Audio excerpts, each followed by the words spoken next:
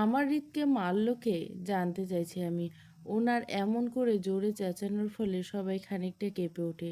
নিস্তব্ধ পরিবেশে কোনো শব্দের উৎস নেই। এমন নিস্তব্ধ শব্দবিহীন পরিবেশে আম্মু সতেজ গলে বলল, আমি মেরেছি ওকে। ও মারার কাজ করেছে তাই মেরেছি। ও প্লেট ভাঙল কেন? আম্মুর এমন কথা শুনে ভুরু কুঁচকে তাকায় উনি। পরে শান্তভাবে আম্মুকে এক পলক তাকিয়ে থেকে নিজের দৃষ্টি ফিরিয়ে আমার উপর নিক্ষেপ করে। আমার দিকে তাকিয়ে হাত বাড়িয়ে আবারও আমার গাল টেনে এপাশ ওপাশ করে ভালোভাবে দেখে। ঘাড় ঘুরে পেছন ফিরে মালার দিকে তাকায়। মালাকে উদ্দেশ্য করে কপাল কুঁচকে বলে, মালা, এইবারে যাবতীয় প্লেট আমার সামনে হাজির কর যা তো। ওনার এমন কথা শুনে আমি কান্না অফ করে বোকার মতো ওনার দিকে তাকিয়েছি। উনি হঠাৎ করে প্লেট কেন চাইছে? আর বিয়ের জন্য তো আমাদের কোনো প্লেট লাগছে না, সবই তো ডেকোরেশন লোকগুলো দিচ্ছে। তাহলে ওনার কেন এতগুলো প্লেট চাই? আমি সহ উপস্থিতির সবাই ওনার এমন কথা শুনে বোকার মতো তাকিয়েছি। আর মালা ওনার কথাগুলো এক পলক ওনার দিকে তাকিয়ে থেকে আস্তে করে ধীরে ধীরে বাকি সার্ভেন্টকে নিয়ে চলে যায় কর্নার রুমে প্লেট আনতে, যেখানে শাহী অর্গানিক সব কাছের জিনিসপত্র রাখা এই বাড়ি। বেশ কিছু সময়ের মধ্যে মালা আর বাকি সব সার্ভেন্টরা মিলে ওনার সামনে কয়েক হাজারই বাহারি ডিজাইনের স্বচ্ছ শাহী কাচের প্লেট হাজির করে। আমি ড্রয়িং রুমে উপস্থিত সবাই কৌতূহল চোখে ওনার দিকে তাকিয়েছে। আম্মু দাদিও ওনার দিকে তাকিয়েছে কৌতূহল হয়ে। উনি কেন এতগুলো প্লেট এই মুহূর্তে চাই সেটাই দেখার জন্য। উনি সবগুলো প্লেট এক পলক দেখে ভালো করে দেখে ভুরু কুচকে আবারও মালার দিকে তাকিয়ে থেকে বলে ওঠে, এখানে সব আছে, বাকি নেই তো রিত। এমন কথায় মালা মাথার উপর নিচ নাড়িয়ে সুমিতে জানায়, ভয়ে ভয়ে আস্তে করে বলে, জি হুজুর সাহেব, সবই আনছি, বাহি নাই। মালার কথা শুনে এবার ঘাড় ঘুরিয়ে আমার দিকে তাকায়, পরে হাতের ইশারায় আমাকে ডেকে বলে, এদিকে এসো। ওনার ডাকে আমার কোনো হেলদোল হলো না। আমি আগের ন্যায় ওই জায়গাটায় দাঁড়িয়েছি। ওনার দিকে বোকার মতো তাকিয়েছি। উনি আমাকে এক জায়গায় স্থির হয়ে দাঁড়িয়ে থাকতে দেখে খানিকটা রেগে ঝাঁঝালো গলায় আমাকে উদ্দেশ্য করে বলে, দাঁড়িয়ে থাকতে তোমাকে কে বলছে? আসতে বলছি, আসছো না কেন? ওনার এমন ঝাঁঝালো কণ্ঠ শুনে আমি খানিকটা ভয় পেয়ে কেঁপে উঠি। আমাকে কেঁপে উঠতে দেখে দাদি আমাকে আরও শক্ত করে জড়িয়ে ধরে। পরে ওনার উদ্দেশ্যে বলে, রিত, কী করছিস? এমনিতে মেয়েটা ভয় পাচ্ছে, তুই আবার ওর সাথে চেঁচাচ্ছিস কেন? দাদির কথা উনি দাদির দিকে এক পলক তাকিয়ে থেকে নিজের দৃষ্টি আবারও আমার উপর নিক্ষেপ করে এগিয়ে এসে শক্ত হাতে আমার এক হাত চেপে ধরে নিয়ে প্লেটগুলোর সামনে দাঁড় করে। পরে শান্তভাবে বলে, যতক্ষণ পর্যন্ত ভাঙবে তুমি ততক্ষণ পর্যন্ত ভাঙবে তুমি, যতক্ষণ না পর্যন্ত এই প্লেটগুলো সব শেষ হচ্ছে।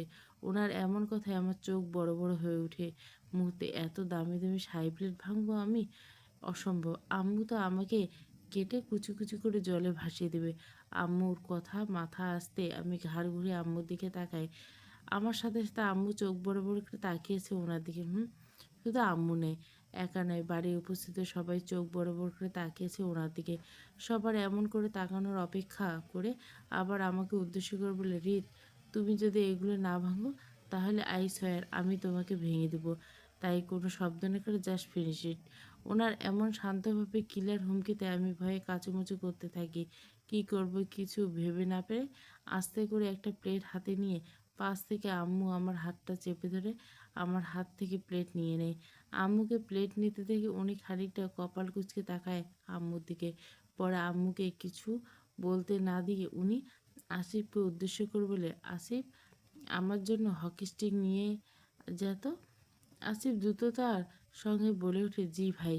বলে আসিফ সাথে সাথে প্রস্থান করে ওনার জন্য হকি স্টিক আনতে। খানিক বাদে দুটো হকি স্টিক নিয়ে হাজির হয় ওনার সামনে। উনি এক হাতে একটা হকি স্টিক হাতে নিয়ে অন্য হাতে আমার হাত শক্ত করে চেপে ধরে আম্মুর পাশ থেকে ওনার পাশে এসে দাঁড় করায়। পরে আমার এক হাতে একটা হকি স্টিক তুলে দিয়ে ওনার হাতে একটা হকি স্টিক তুলে নেই। পরে দাঁতে দাঁত চেপে আমাকে উদ্দেশ্য করে বলে, ধৈর্য জিনিসটা আমার মধ্যে ছিটে পড়াও নেই, তাই আর ধৈর্য ধরে সবার কাহিনী দেখার মতো সময় নেই আমার, রিত। তাই তুমি চুপচাপ প্লেটগুলো ভেঙে শেষ করো। প্লেট ভাঙবে তো তুমি ঠিক থাকবে, নয়তো আমার হাতে থাকা হকি স্টিক তোমার মেরে শেষ করব। ওনার কথায় আম্মু আমার মুহূর্তে চুপসে যায়, আর ওনার উপস্থিতিতে সবাই চুপচাপ দাঁড়িয়ে সবটা দেখছে। কেউ কিছু বলতে পারছে না, কারণ যে কথাগুলো বলবে সেই ফেঁসে যাবে ব্যাপকভাবে। তাই সবাই গোল গোল চোখে আমাকে পর্যবেক্ষণ করছে, বারবার হয়তো বোঝার চেষ্টা করছে ওনার সাথে আমার কি সম্পর্ক হতে পারে, উনি কেন আমাকে নিয়ে এতটা অস্থির। ওনার মতো মানুষ যেখানে সবাইকে এড়িয়ে চলে, সেখানে সে নিজেই জড়িয়ে আছে, তাও মেলি ব্যাপারের কথা ভেবে সবার কপাল কুঁচকে গেল। তাই গোল গোল চোখে একবার আমার দিকে তো একবার ওনাকে পর্যবেক্ষণ করে চলছে। আমি ওনার ভয়ে সবার এমন নজর অপেক্ষা করে হকি স্টিক তুলে ভারী বাসায় প্লেটের উপর, সাথে সাথে দু একটা প্লেট ভাঙে। প্লেট ভাঙতে পেয়ে খুশি হয়ে ওনার দিকে তাকাই। উনি আমাকে ওনার দিকে তাকাতে দেখে চোখের ইশারায় বাকি প্লেটগুলো ভাঙতে বলে। আমি ওনাকে এক পলক দেখে ওনার ইশারার মতো হাজারখানি প্লেট, আরও শতখানিক প্লেট ভেঙে ফেলি। পরে ক্লান্ত হয়ে ওনার দিকে তাকিয়ে আস্তে করে বলে, আর পাচ্ছি না তো, ক্লান্ত হয়ে পড়ছি। আমার এসব কথা শুনে উনি নিজের মতো করে হকি স্টিক তুলে বাড়ির বাসায় প্লেটের উপর পরে নিজের মতো করে প্লেট একের পর এক কয়েক শত প্লেট ভেঙে চোখ তুলে আসিফের দিকে তাকিয়ে বলে ওঠে, বাকিগুলো ভেঙে শেষ করতে। বলে উনি আমার আম্মুকে উদ্দেশ্য করে বলে ওঠে, আশা করি আপনি নেক্সট টাইম আমার ঈদকে আঘাত করার চেষ্টা করবেন না। আপনি মা হিসেবে মারলেও মেনে নিব না আমি। আর যদি এমন সব সামান্য বিষয় হয়, তাহলে তো কখনোই মেনে নিব না। তারপর ও যদি আজ মেরেছেন, যদিও আবারও মারেন, তাহলে আজ যা করেছি তার 3 গুণ করব আমি। সব কিছু ভেঙে গুঁড়িয়ে দিব আমি। কথাগুলো বলে কাউকে কোনো সুযোগ না দিয়ে আমাকে টেনে মুহূর্তে কোলে তুলে হনহন করে চলে যেতে লাগলো নিজের রুমের দিকে। আকস্মিক ঘটনায় আমি চমকে উঠে সাথে সাথে ওনার গলা জড়িয়ে ধরি পড়ি।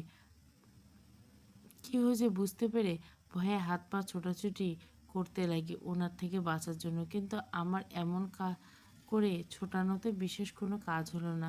উনি শক্ত হতে আমাকে কোথায় নিয়ে হেঁটে যেতে লাগলেন, আর পেছন থেকে সবাই হা হয়ে তাকিয়েছে আমাদের যাওয়ার দিকে।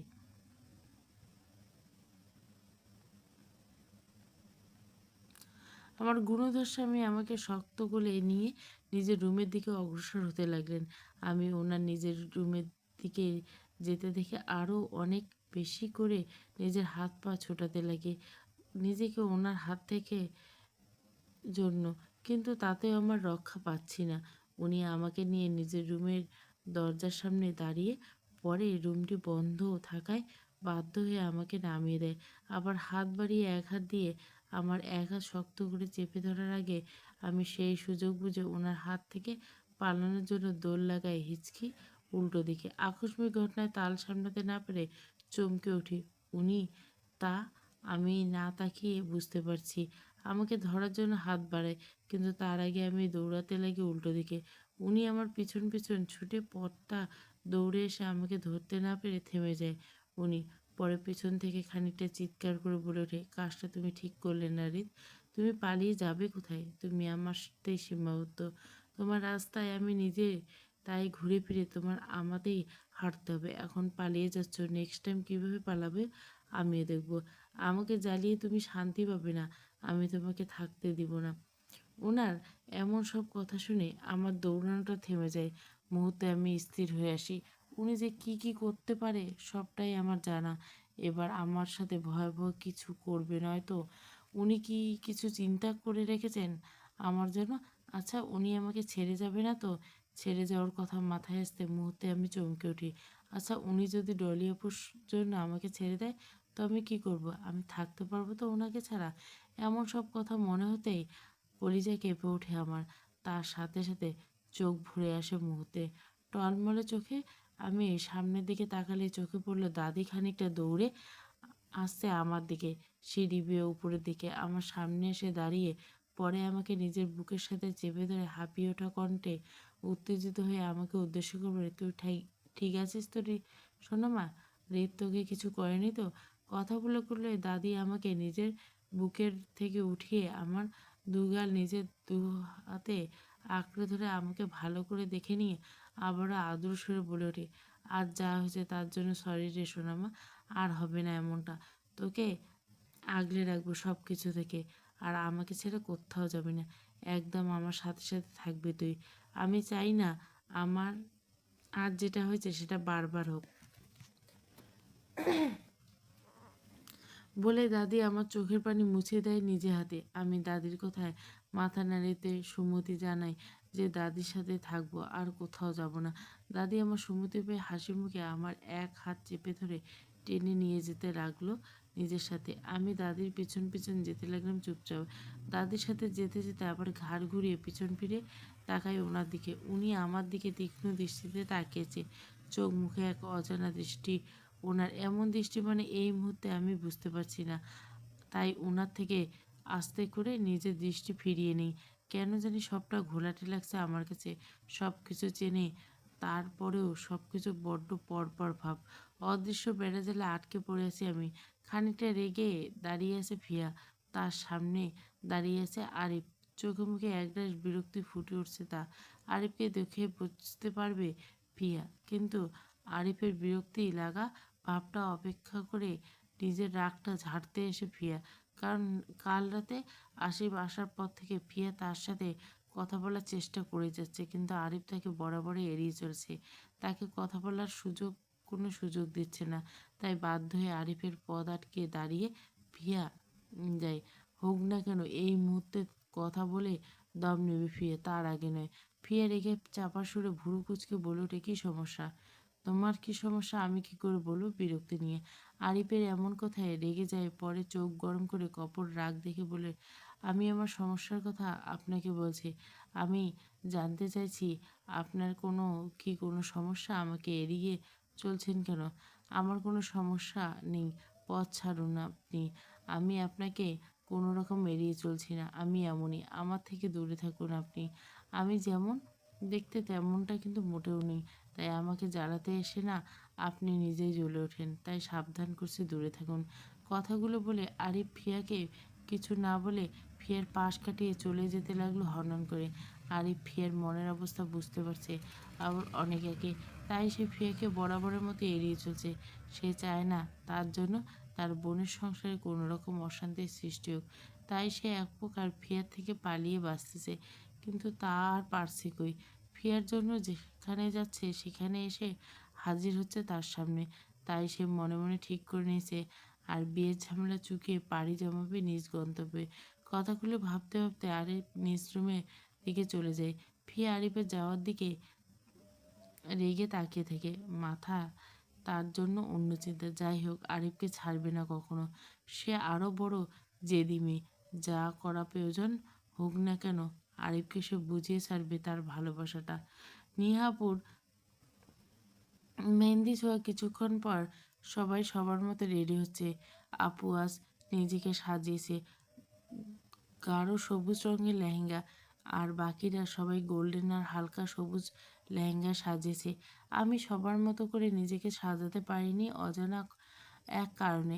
সবাই লেহেঙ্গা পরলে আমি পরেছি গাঢ় সবুজ রঙের শাড়ি, তাও কালকের মতো করে। আজকে আমাকে বাঙালিভাবে শাড়ি পরতে হয়েছে। আমি শাড়ি পরে খুশি মনে দাদির পাশে এসে গোল গোল চোখে সবাইকে পর্যবেক্ষণ করছে আপন মনে। তখনই পাশ থেকে ডলি অপু হাসি মুখে এগিয়ে এসে আমার সামনে দাঁড়িয়ে পড়ে আমাকে উদ্দেশ্য করে বলে, মায়া, একটা আমাকে একটা হেল্প করবে? আসলে আমি একটা সমস্যায় পড়ছি। আপু, সমস্যা আছে? কথা শুনে আমি চমকে উঠে সাথে সাথে আপুকে হেল্প করার জন্য কিছু বলতে যাব, তার আগেই পাশ থেকে দাদি বলে, রে কী সমস্যা ডলি? আমাকে বলে আমি হেল্প করছি। মায়া ছোট, ও কিছু বোঝে না। তেমন কিছু না নানু, আসলে কাজটা মায়াকে ছাড়া হবে না, তাই আর কি। তুমি একদম টেনশন করো না, আমি থাকতে অন্য কেউ ওর ক্ষতি করবে না।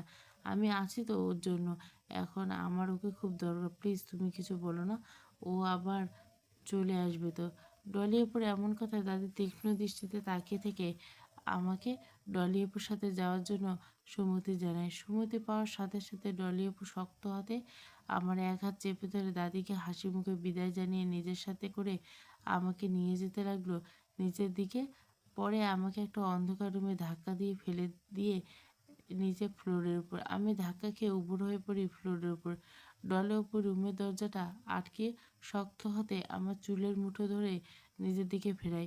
ডলি আপুর এমন করতে থেকে ভয়ে আমি কান্না করতে লাগি আর নিজের দুহাত দিয়ে আপুর হাত থেকে নিজের চুল ছাড়ানোর চেষ্টা করতে থাকি।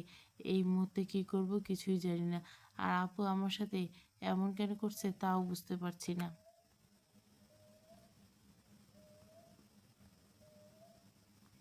আমি ডলি আপুর এমন আচরণে হতভম্ব হয়ে অশ্রুসিক্ত চোখে তাকিয়ে নিজের চুল ছাড়ানোর চেষ্টা করতে কাঁপা কাঁপা গলায় ডলি আপুর উদ্দেশ্য করে বলে, আপু তুমি এমন করছো কেন? কি হয়েছে তোমার? আমাকে আঘাত করছো কেন? আমি ব্যথা পাচ্ছি তো। আমার এমন কথায় যেন মুহূর্তে তেলে বেগুনে জ্বলে ওঠে ডলি আপু। আমাকে শক্ত হাতে নিজের আরও কাছে টেনে দাঁতে দাঁত চেপে বলে, তোর এমন ন্যাকামো কথায় অন্যরা গলতে পারে কিন্তু আমাকে গলাতে পারবি না। তোর জন্য আমার এত বছরের স্বপ্ন শেষ হয়ে গেছে। আমার ভালোবাসা আমাকে ইগনোর করছে শুধুমাত্র তোর জন্য। ডলি আপুর এমন ধারালো গলায় কথা শুনে মুহূর্তে আমি ভড়কে যাই, সাথে সাথে বোকাও বনে যাই। কারণ আমি কখনোই ডলি আপুর ভালোবাসার দিকে হাত বাড়াইনি। তাইলে ডলি আপু আমাকে এসব কথা কেন বলছে? আমি তো আমাতেই থাকি, অন্যদের দেখতেও চাই না। তাহলে আপুর কিসের এত রাগ আমার উপর? নিজের সাথে কথাগুলো ভেবে কান্না করতে করতে আপুর উদ্দেশ্য করে আবারও বলে উঠি, আপু আমি তোমার কথাগুলো কিছুই বুঝতে পারছি না। তুমি এমন করছো কেন? কী করছি আমি?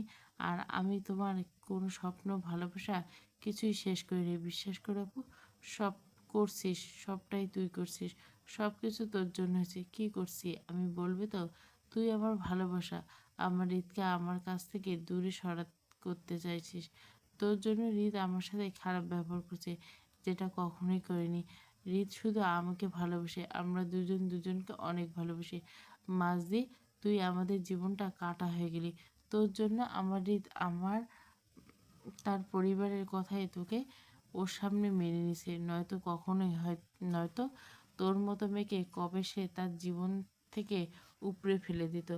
এখন আমার হৃদ তোর জন্য আমার কাছে আসতে পারছে না, আমাদের বিয়ে হচ্ছে না, কারণ তুই এখনো পর্যন্ত হৃদের বউ হয়ে আছিস বলে হৃদ আমাকে বিয়ে করতে পারছে না।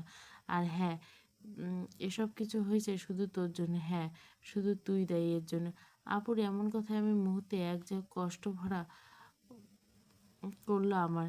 মনে হচ্ছে আমি খুব কাছে কিছু হারিয়ে ফেলছি, যেটা ছাড়া হয়তো আমি বাঁচতে পারবো না।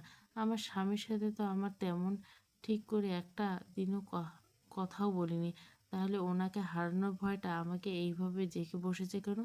কেন আমি ডলি আপুকে মেনে নিতে পারছি না ওনার সাথে?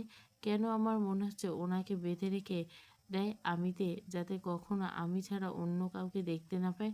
নিজের এমন সব চিন্তা ভাবনার সাথে নিজের মুহূর্তে নিজের বুকটা ভীষণ ভার ভার লাগছে। অজানা কষ্টে কাতর হয়ে আবার আস্তে করে কাঁপা কাঁপা বলে ডলি আপুর উদ্দেশ্য করে বলে উঠি, আমি তোমার ভালোবাসা নেব না আপু।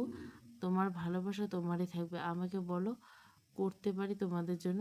আমার এমন কথা মুহূর্তে ঠান্ডা হয়ে এসে ডলি আপু ও ঠান্ডা ভাব নিয়ে আস্তে করে আমার চুলের মুঠো থেকে নিজের হাতটা সরিয়ে নেয়। ধীর গতিতে আস্তে করে উঠে দাঁড়ায় আমার সামনে। পরে তীক্ষ্ণ দৃষ্টিতে আমার দিকে তাকিয়ে ভুরু কুঁচকে আমাকে উদ্দেশ্য করে বলতে, যা বলবো তাই শুনবে তো তুমি? আপুর কথায় আমি টলমলে চোখে ফ্লোরে বসা অবস্থায় ডলি আপুর দিকে তাকিয়ে থেকে নিজের মাথা উপর নিচ নাড়িয়ে সুমিতে জানে, যার অর্থ হলো তুমি যা বলবে তাই শুনবো আমি। আমাকে এমন করে মাথা নাড়াতে দেখে মুহূর্তে কপাল কুঁচকে এলো আপুর। আমার দিকে নিজের দৃষ্টি নিক্ষেপ করে নিজের মনে মনে কিছু একটা ভেবে আমাকে আবারও প্রশ্ন করে বলল, সব করব আমার জন্য? তোমাকে বিশ্বাস করি কিভাবে যে তুমি আমার জন্য সব কিছু ছেড়ে দিবে? এমনও তো হতে পারে তুমি বাইরে গিয়ে সবটা সবাইকে বলে দিতে পারো। আপুর এমন কথায় নিজেকে শান্ত করে হাতের উল্টো পিঠ দিয়ে নিজের চোখের জল মুছে শক্ত গলা বলে, সব ছাড়তে পারবো আপু তোমাদের জন্য। তোমাদের সুখে থাকলে আমি সুখী হব। আমার কিছু চাই না আপু। আর আমি কখনো কাউকে কিছু বলবো না। তুমি শুধু বলো আমার কি করতে হবে, সবটাই করব আমি। আমার কথাগুলো বলার সাথে সাথে ডলি অপু সামনে থেকে ঝটপট উত্তর বলে, হৃদকে ছাড়তে হবে তোমার। হৃদের পরিবার, ওর বাড়ি, টাকা পয়সা এভরিথিং ছেড়ে চলে যেতে হবে তোমায়। আমাদের জীবন থেকে অনেক অনেক দূরে যেতে হবে তোমায়। কি পারবে তো ছাড়তে? আপুর কথাগুলো শুনে আরও শক্ত গলায় বলে ওঠে, সবটা পারবো আপু। তুমি বলো কবে যেতে হবে আমায় সবাইকে ছেড়ে? আজকে রাতেই চলে যেতে হবে তোমায়। আর এইবারে কাউকে কিছু বলার দরকার নেই। তোমার পরিবার সহ তুমি চলে যাবে। আমি সবাইকে ম্যানেজ করে নেব নিজের মতো করে। আর তোমার চলে যাওয়ার ব্যবস্থা আমি করে দেবো শান্তভাবে। তোমাকে কিছু করতে হবে না আপু, আমি নিজেই সবটা করতে পারবো। আমি একা চলে যেতে পারবো, তোমাকে চিন্তা করতে হবে না। তুমি শুধু সবাইকে দেখো, বিশেষ করে দাদা দাদি, আম্মু আব্বু, ওরা আমাকে অনেক ভালোবাসে, তাই আমাকে ছাড়া অনেকটাই কষ্ট পাবে, তাই তুমি তাদের দেখে রাখো। আচ্ছা ঠিক আছে, দেখে নিব। কিন্তু তুমি যে আজকে সবাইকে ছেড়ে চলে যাবে সেটা যেন রিত কোনোভাবে জানতে না পারে, বিরক্তি নিয়ে। ঠিক আছে আপু, জানবে না, কেউ কথা দিলাম। চোখ মুছতে মুছতে কথাটা যেন মনে থেকে ডলি আপা আমার দিকে তাকিয়ে থেকে খানিকটা চুপ থেকে বুড়ো কুচকে আবারও বলে ওঠে, আচ্ছা তুমি কি আয়নকেও বিয়ে করতে পারো? আয়ন তো তোমাকে চায়, তাহলে আয়নকে বিয়ে করে ওর সাথে চলে পারো, তাই না? তীক্ষ্ণ দৃষ্টিতে তাকিয়ে ডলি আপুর এমন কথায় চমকে উঠে আমি। আপু কি বলছে ভালো করে বোঝার জন্য আপুর দিকে কৌতূহল চোখে তাকিয়ে থেকে মানে আমার এমন কথা আপু ঝটপট তাড়া দিবলে কিছু না, আমার কথাগুলো শুধু মনে থাকলেই হবে ব্যাস, বলে আপু আমার দিকে এক পলক তাকিয়ে থেকে আমাকে কিছু না বলে হনহন করে রুম থেকে বের হয়ে যায়। আর আমি আপুর চলে যাওয়ার দিকে তাকিয়ে নিজের চোখের জল বিসর্জন দিচ্ছি। আমার কেন জানি কোনো কিছুতেই মানতে ইচ্ছে করছে না, এমনকি আপুর কথাগুলো রাখতেও ইচ্ছে করছে না। শুধু মনে হচ্ছে আজ খুব স্বার্থপর হতে ইচ্ছে করছে, বড্ড অসহায় লাগছে। নিজেকে চিল্লে চিল্লে বলতে ইচ্ছে করছে আমি কাউকে ছেড়ে কোথাও যেতে পারবো না, সাথে ওনাকেও ছেড়ে না। অন্ধকার রুমটিতে ফ্লোরে হাঁটু গেড়ে বসে হাঁটুতে মুখ গুজে কিছুক্ষণ কান্না করার পর নিজেকে শান্ত হয়ে করে উঠে দাঁড়াই আমি। তারপর নিজের হাতের উল্টো পিঠ দিয়ে চোখের জল মুছে নিলাম ভালো করে। আজ সব কিছুর ইতি আনতে হবে আমাকে এখানে, কারণ উনি ডলি অপুকে বিয়ে করতে চায়, তো আমি ওদের মাঝখানে বিষাক্ত কাঁটা কেন বিষ ফুটে থাকবে? তাই কোনো আশায়, তাই আর কাউকে চাই না, কিছু চাই না আমার কারো কাছ থেকে। আমি যেখানেই থেকে এসেছি সেখানেই আবার চলে যাব। এবার যাওয়াটা হবে শেষ যাওয়া, আর কখনো ওনার জীবনে আসতে চাইবো না আমি। আর কেনই বা আসতে চাইবো? আমি তো সবটা জানি, শুরুর থেকে কিভাবে আমাদের বিয়েটা হয়েছে সেটা জানি। তাহলে কিসের এত আশা ওনার উপর? আমি তো শুরুর থেকে আসতে চাইতাম ওনার জীবন থেকে অন্য কেউ আসুক, আর আমি তাদের এক করে অনেক দূরে চলে যাব। তাহলে এখন কেন সবটা স্বাভাবিকভাবে মেনে নিতে পারছি না আমি? কেন আমার এত কষ্ট হচ্ছে? কথাগুলো ভেবে নিজের রুমের দিকে পা বাড়াই আমি। নিজের রুমে এসে ভালো করে ফ্রেশ হয়ে আয়নার সামনে দাঁড়িয়ে পড়ি আমি। এক পলক নিজেকে দেখে কিছু একটা ভেবে আমার ফোনটা হাতে তুলে নিই আমি। ডলি আপুকে দেওয়া কথা রাখতে, ওনার সুখের জন্য সবটা ছাড়তে হবে আমাকে। তাই নিজের ফোন থেকে আমার ছোটোবেলার বেস্ট ফ্রেন্ড রাইমাকে একটা কল করে সব কিছু করে নিলাম আমি। আপাতত ওর ওখানে কিছুদিন থাকবো, পরে না হয় ওইখান থেকে কী করা যায় সবটা ভেবে দেখবো আমি।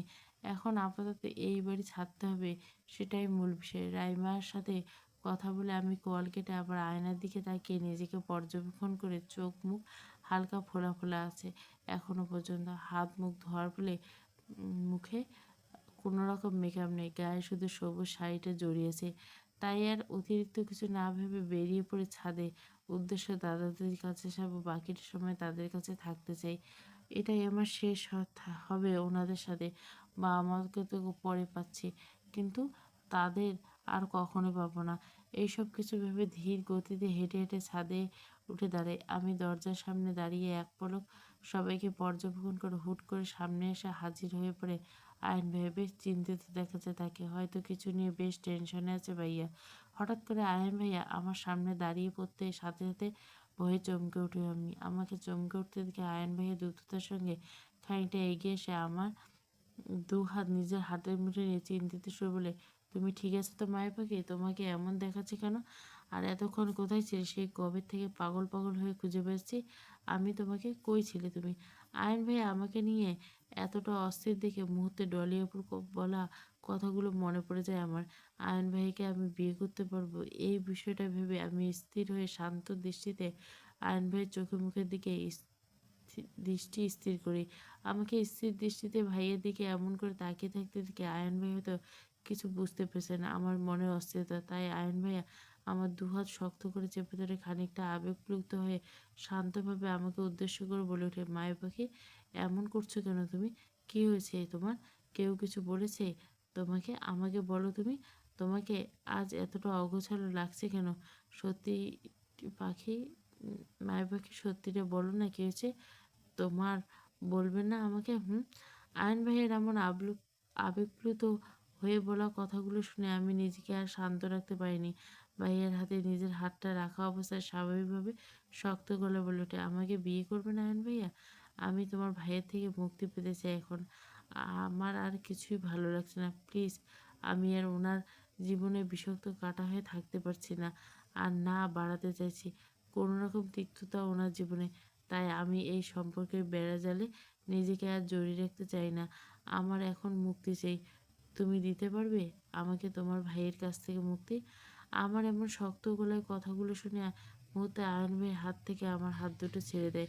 আমার হাত দুটো ছেড়ে দিয়ে আমি আবারও আয়ন ভাইয়ের দিকে নিজের দৃষ্টি স্থির করি। আয়ন ভাই অনেকটা শক্ট হয়ে এর মধ্যে আছে, তা ওনার ফেস দেখে বুঝতে পারছি আমি।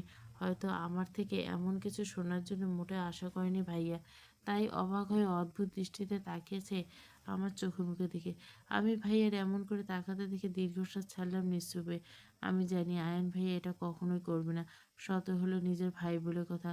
তাই আমি আবারও শক্ত গলায় বলে উঠি, তোমার কিছু করতে হবে না আয়ন ভাই, আমি আমার সবটা করতে পারবো। কথাগুলো বলে আমি আয়ন ভাইয়ের উত্তরের অপেক্ষা না কাটে পাশে কাটিয়ে এক কদম পা বাড়াতে পেছন থেকে আয়ন ভাইয়া আমার দিকে না ঘুরে শান্তভাবে বলে, আমি সবটা করতে পারবো তোমার জন্য, তুমি যা চাও তাই হবে মায়ের পাখি।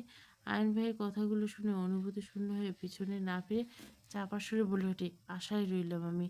বলে আয়ন ভাইয়া আর কোনো কথা শোনার প্রয়োজন বোধ করছি না আমি। তাই আর এক কদম সামনের দিকে পা বাড়াতে চোখ পড়ল ওনাকে, মানে আমার স্বামীকে।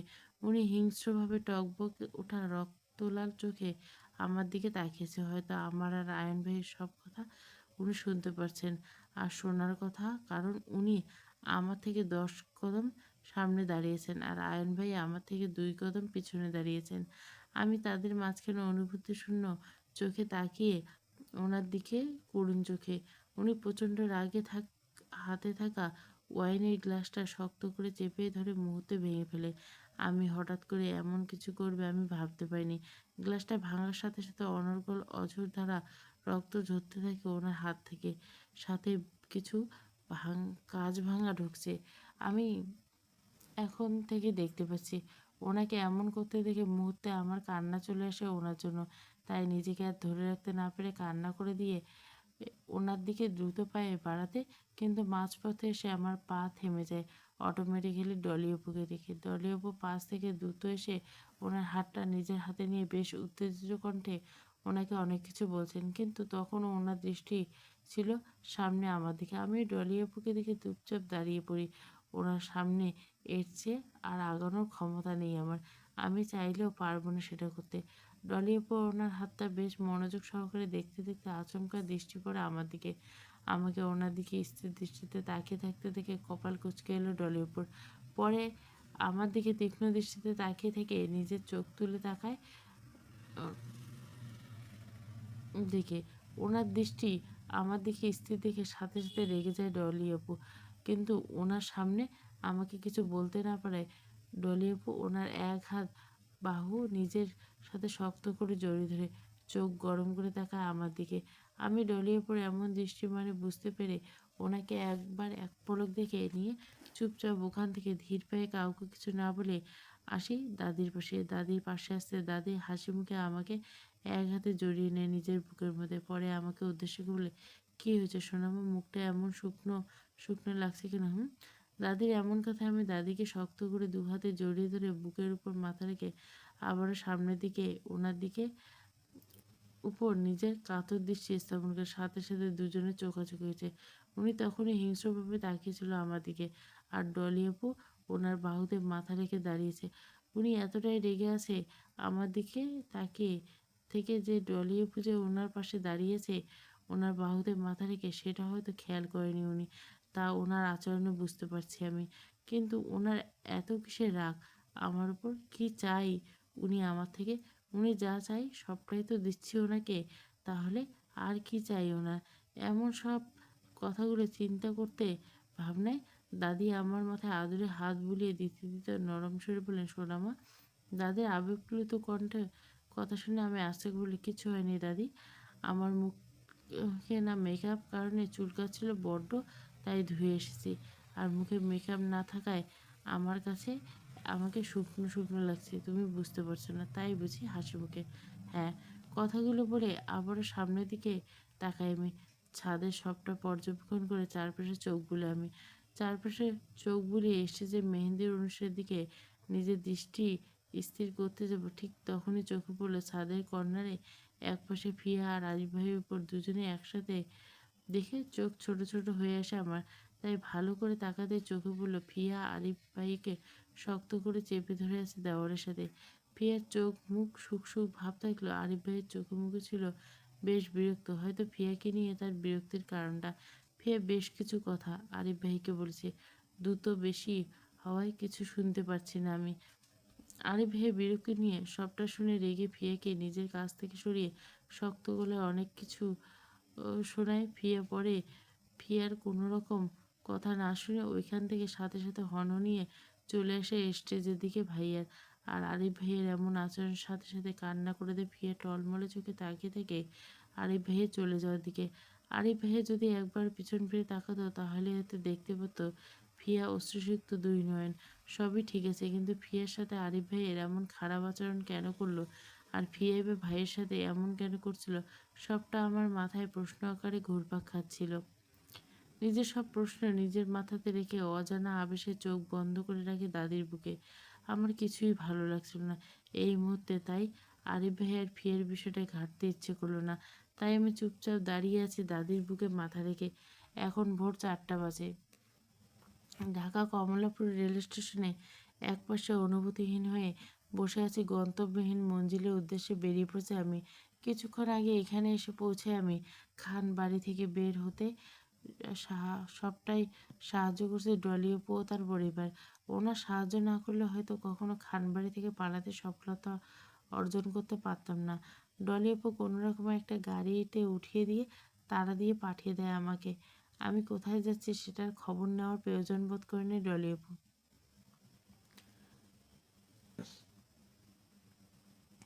শুধু গাড়িটাকে বলে দেয় আমি যেখানে যেতে চাই সেখানে পৌঁছে দিতে আমাকে। গাড়িটা যথাযথভাবে আমাকে এখানে পৌঁছে দেয়। আর তখন থেকে আমি একা বসেছি। তবে এই মুহূর্তে আমার একটু ভয় কাজ করছে। উম, না, কোনো রকম কারণে আমার চারপাশে অনেক মানুষজন পুলিশ রয়েছে এখানে। যারা যারা ভোর 4টায় ট্রেনে যাবে তারা সবাই আমার মতো করে আছে রেল স্টেশনের সামনে। আর এই পুলিশটা এই মুহূর্তে নাইট ডিউটি পালন করছে তারা। আমি গোল গোল চোখে সবটা পর্যবেক্ষণ করে একপাশে চুপ করে বসে ট্রেনের জন্য অপেক্ষা করছি। আমাকে চেনার কোনো উপায় নেই কারণ আমার পরানো হয়েছে কালো বোরকা, মুখোশ বাঁধা, তাতে হাত পা মোজা রয়েছে।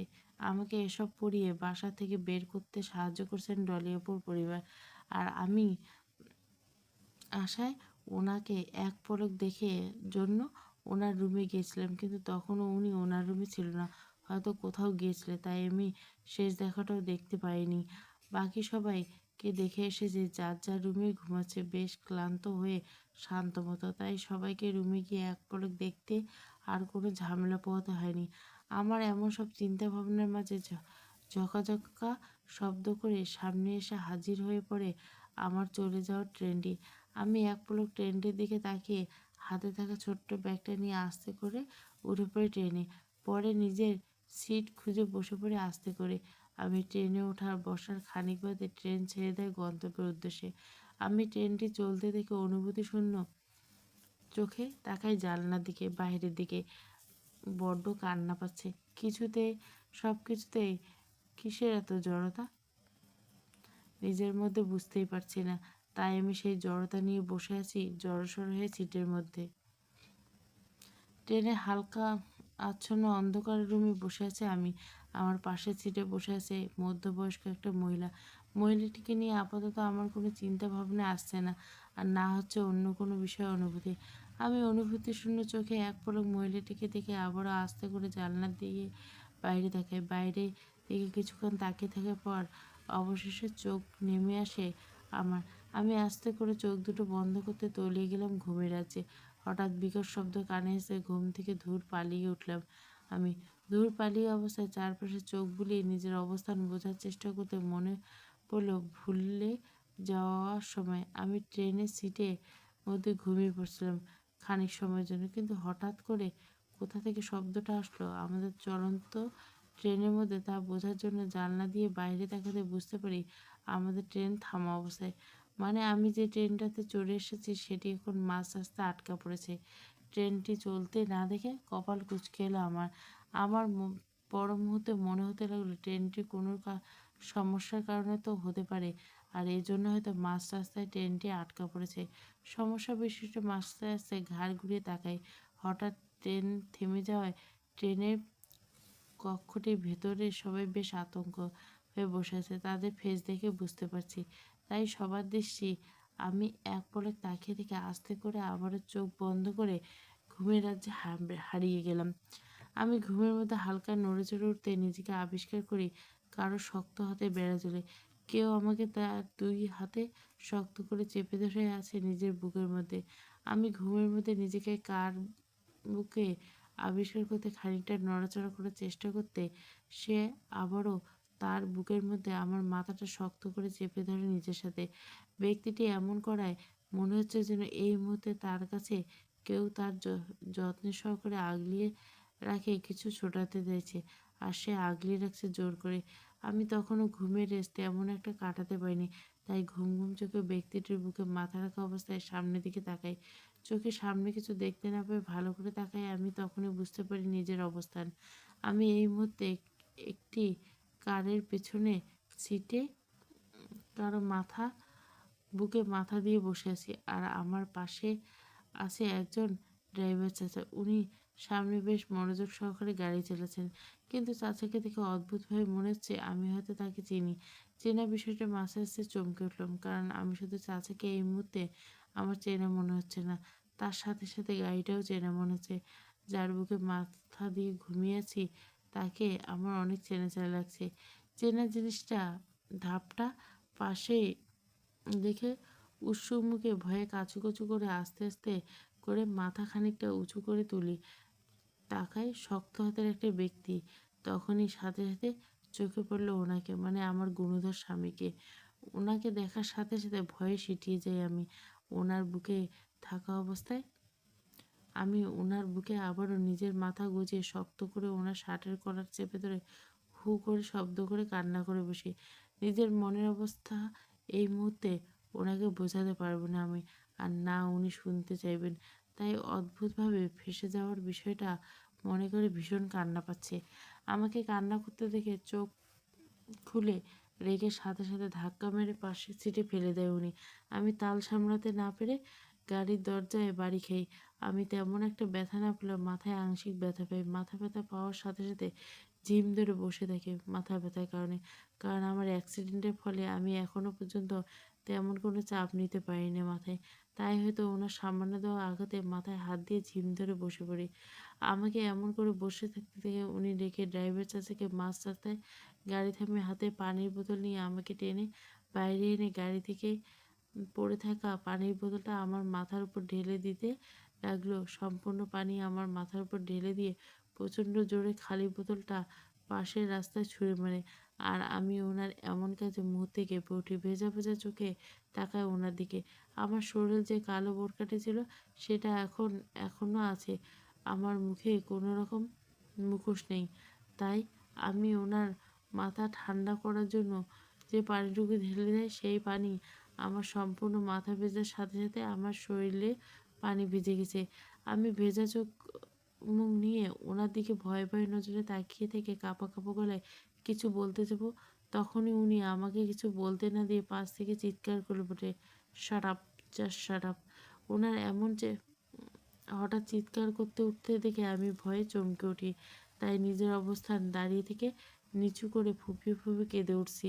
উনি আমাকে এমন করে কাঁদতে দেখে রেগে তেড়ে এসে আমার দুবাহু শক্ত করে চেপে ধরে নিজের মুখোমুখি দাঁড় করে দাঁতে দাঁত পিষে আমাকে উদ্দেশ্য করে বলে, পাখা গজিয়েছে তোর, তাই মরার শখ হয়েছে, এবার কেটে দেই তোরকে, তোর উড়ন্ত পাখার সাথে আমার অবাধ্য হস তুই, হ্যাঁ? ওনার এমন কথায় মুহূর্তে কেঁপে উঠি আমি। তাই নিজের মাথাটা চুপ করে চুপচাপ কান্না করতে থাকে। আমাকে চুপ থাকতে থেকে উনি আবারও রেগে গজগজ করতে বলে, তোকে বলেছিলাম না তোর কাছে আমি ছাড়া অন্য কোনো অপশান নেই, তোকে আমিতেই থাকতে হবে, তুই থাকতে বাধ্য। তাই তাহলে যে কাজটা করলি কেন করলি? তোকে সেই পারমিশন? লাস্ট কথাটা চিৎকার করে বলে আমার বাহু চেপে ধরায় অবস্থায় পেছন থেকে এক প্রকার ধাক্কা মেরে নিজের কাছ থেকে দূরে সরিয়ে দেয়। আমি তাল সামলাতে না পেরে দু কদম পিছিয়ে যাই আর নিজের হাত দিয়ে বোকরার দুপাশে চেপে ধরে মাথা নিচু করে ফুপিয়ে ফুপিয়ে কেঁদে কাঁপা কাঁপা গলায় আস্তে করে ওনাকে উদ্দেশ্য করে বললাম, আপনি দিয়েছেন সেই পারমিশন। আমার এমন কথায় মুহূর্তে চোখ মুখ হিচকে অবিশ্বাস্য গলায় উচ্চস্বর বলে, কি? নিজেকে শক্ত করে। কথাটা বলার সাথে সাথে উনি আবারও আমার দিকে তেড়ে এসে আমার দুবাহু শক্ত করে চেপে ধরে নিজের মুখোমুখি করে আমার চোখে মুখে তার দৃষ্টি স্থির রেখে বলে, আমি তোকে পারমিশন দিয়েছি আমার থেকে দূরে যেতে, হ্যাঁ? আর কত জ্বালাবি তুই আমায়? এবার শান্তি চাই আমার। তোকে থামাতে থামাতে আমি ক্লান্ত। তোকে আর আমি কত বোঝাবো যে তুই আমার কতটা জুড়ে আছিস। কেন বুঝতে পারছি না আমার মনের অবস্থা? কেন আমাকে ছেড়ে বারবার চলে যেতে চাস? ওনার কথার পরিপ্রেক্ষিতে আমি ওনার চোখের দিকে তাকিয়ে করুণ সুরে চোখের পানি ঝরা অবস্থায় বলে উঠি, আপনার জন্য আমি সব কিছু ছেড়ে অনেক দূরে চলে যেতে চাই। আমি আর পাচ্ছি না সব কিছু মেনে নিতে। আমারও কষ্ট হয়। আপনারা আমাকে নিয়ে খেলেন আর আমি চলে গেলে তো আপনার খুশি হওয়ার কথা, তাই না? তাহলে কেন আমাকে আটকাচ্ছেন বারবার? আমি তো আপনার জীবনে বিষাক্ত কাঁটা হয়ে থাকতে পারছি না, তাই আপনাকে মুক্তি দিয়ে গেলাম। আমার কথাগুলো শোনার সাথে সাথে ওনার আমার গাল চেপে ধরে টকবক ওঠা রক্তে লাল চোখে আমার দিকে তাকিয়ে রাগে রেডি করতে বলে, কাহিনী শুরু করছিস আমার সাথে? আমার প্রাণটা তোর মধ্যে বসবাস, আর সেই আমি তোকে আমার কাছ থেকে দূরে রাখতে যাব? তুই আমাকে মুক্তি দিবি? দানবীর হয়েছিস তুই? তোর কাছে আমি কখনো মুক্তি চেয়েছি? আর সেদিন থেকে তোকে নিয়ে ভাবতে বসছি, সেই দিন থেকে তোকে আমি আঁকলিয়ে রেখেছি, কারো নজর পড়তে দেয়নি। আমি তোকে বাধ্য করছি আমাকে আমাতে থাকতে। তাহলে কেন তুই বুঝতে চাস না আমি তোকে কতটা চাই? তাহলে সেখানে তুই অন্য কাউকে কীভাবে বিয়ের জন্য চাইতে পারলি, হ্যাঁ? ওনার এমন চাওয়া পাওয়ার কথাগুলো শুনে মুহূর্তে রাগটা চেপে বসে নিজের মধ্যে। একটা শান্ত মানুষ যখন রেগে যায় তখন কতটা ভয়াবহ হতে পারে সেটা শুধু একটা সামনে ক্ষেত্রে বুঝতে পারি। আমার আমার ক্ষেত্রে ঠিক তাই হয়েছে।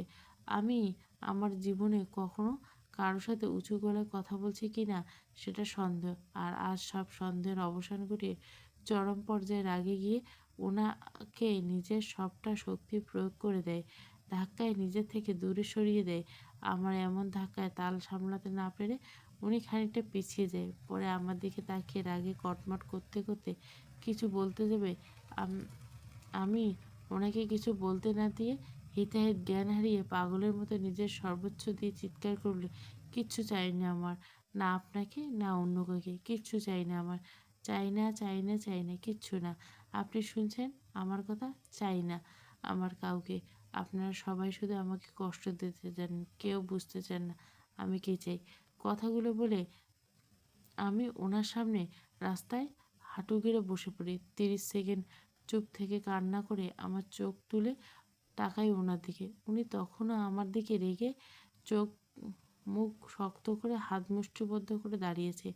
আমি ওনার দিকে কিছুক্ষণ কান্না দৃষ্টিতে তাকিয়ে থেকে আবারও নিজের মাথাটা নিচু করে রাস্তায় নিজের দৃষ্টি স্থির করে কান্না করতে করতে ওনাকে উদ্দেশ্য করে বলি, আমি কিছুই ভুলিনি আপনার করা সব কিছু, গত 1 বছরের অত্যাচার। আর আমিও সেদিন ভুলিনি যেটা আপনি বিয়ের দিন বলেছিলেন। বলেছিলেন যে আমাকে মনে পড়ে আমাদের বাড়িতে আপনার বলা সব কয়টা কথা। আমি কিন্তু কিছুই ভুলিনি। তারপরও আপনার পরিবারের সম্মান রাখতে আর আপনাকে একটা ভালো জীবন দিতে আমাকে অবুঝ অবস্থায় এখানে আসতে হয় আপনার কাছে। আমি এত কিছু করে আপনার তারপরে কিসের এত রাগ সবার? আমার উপর কী করছি আমি সবার সাথে? আপনারা কেউ অস্থির থাকলে সেটার ভুক্তভোগী হতে হয় আমাকে, সেটার জন্য দায়ী হতে হয় আমাকে। সেটা কেন?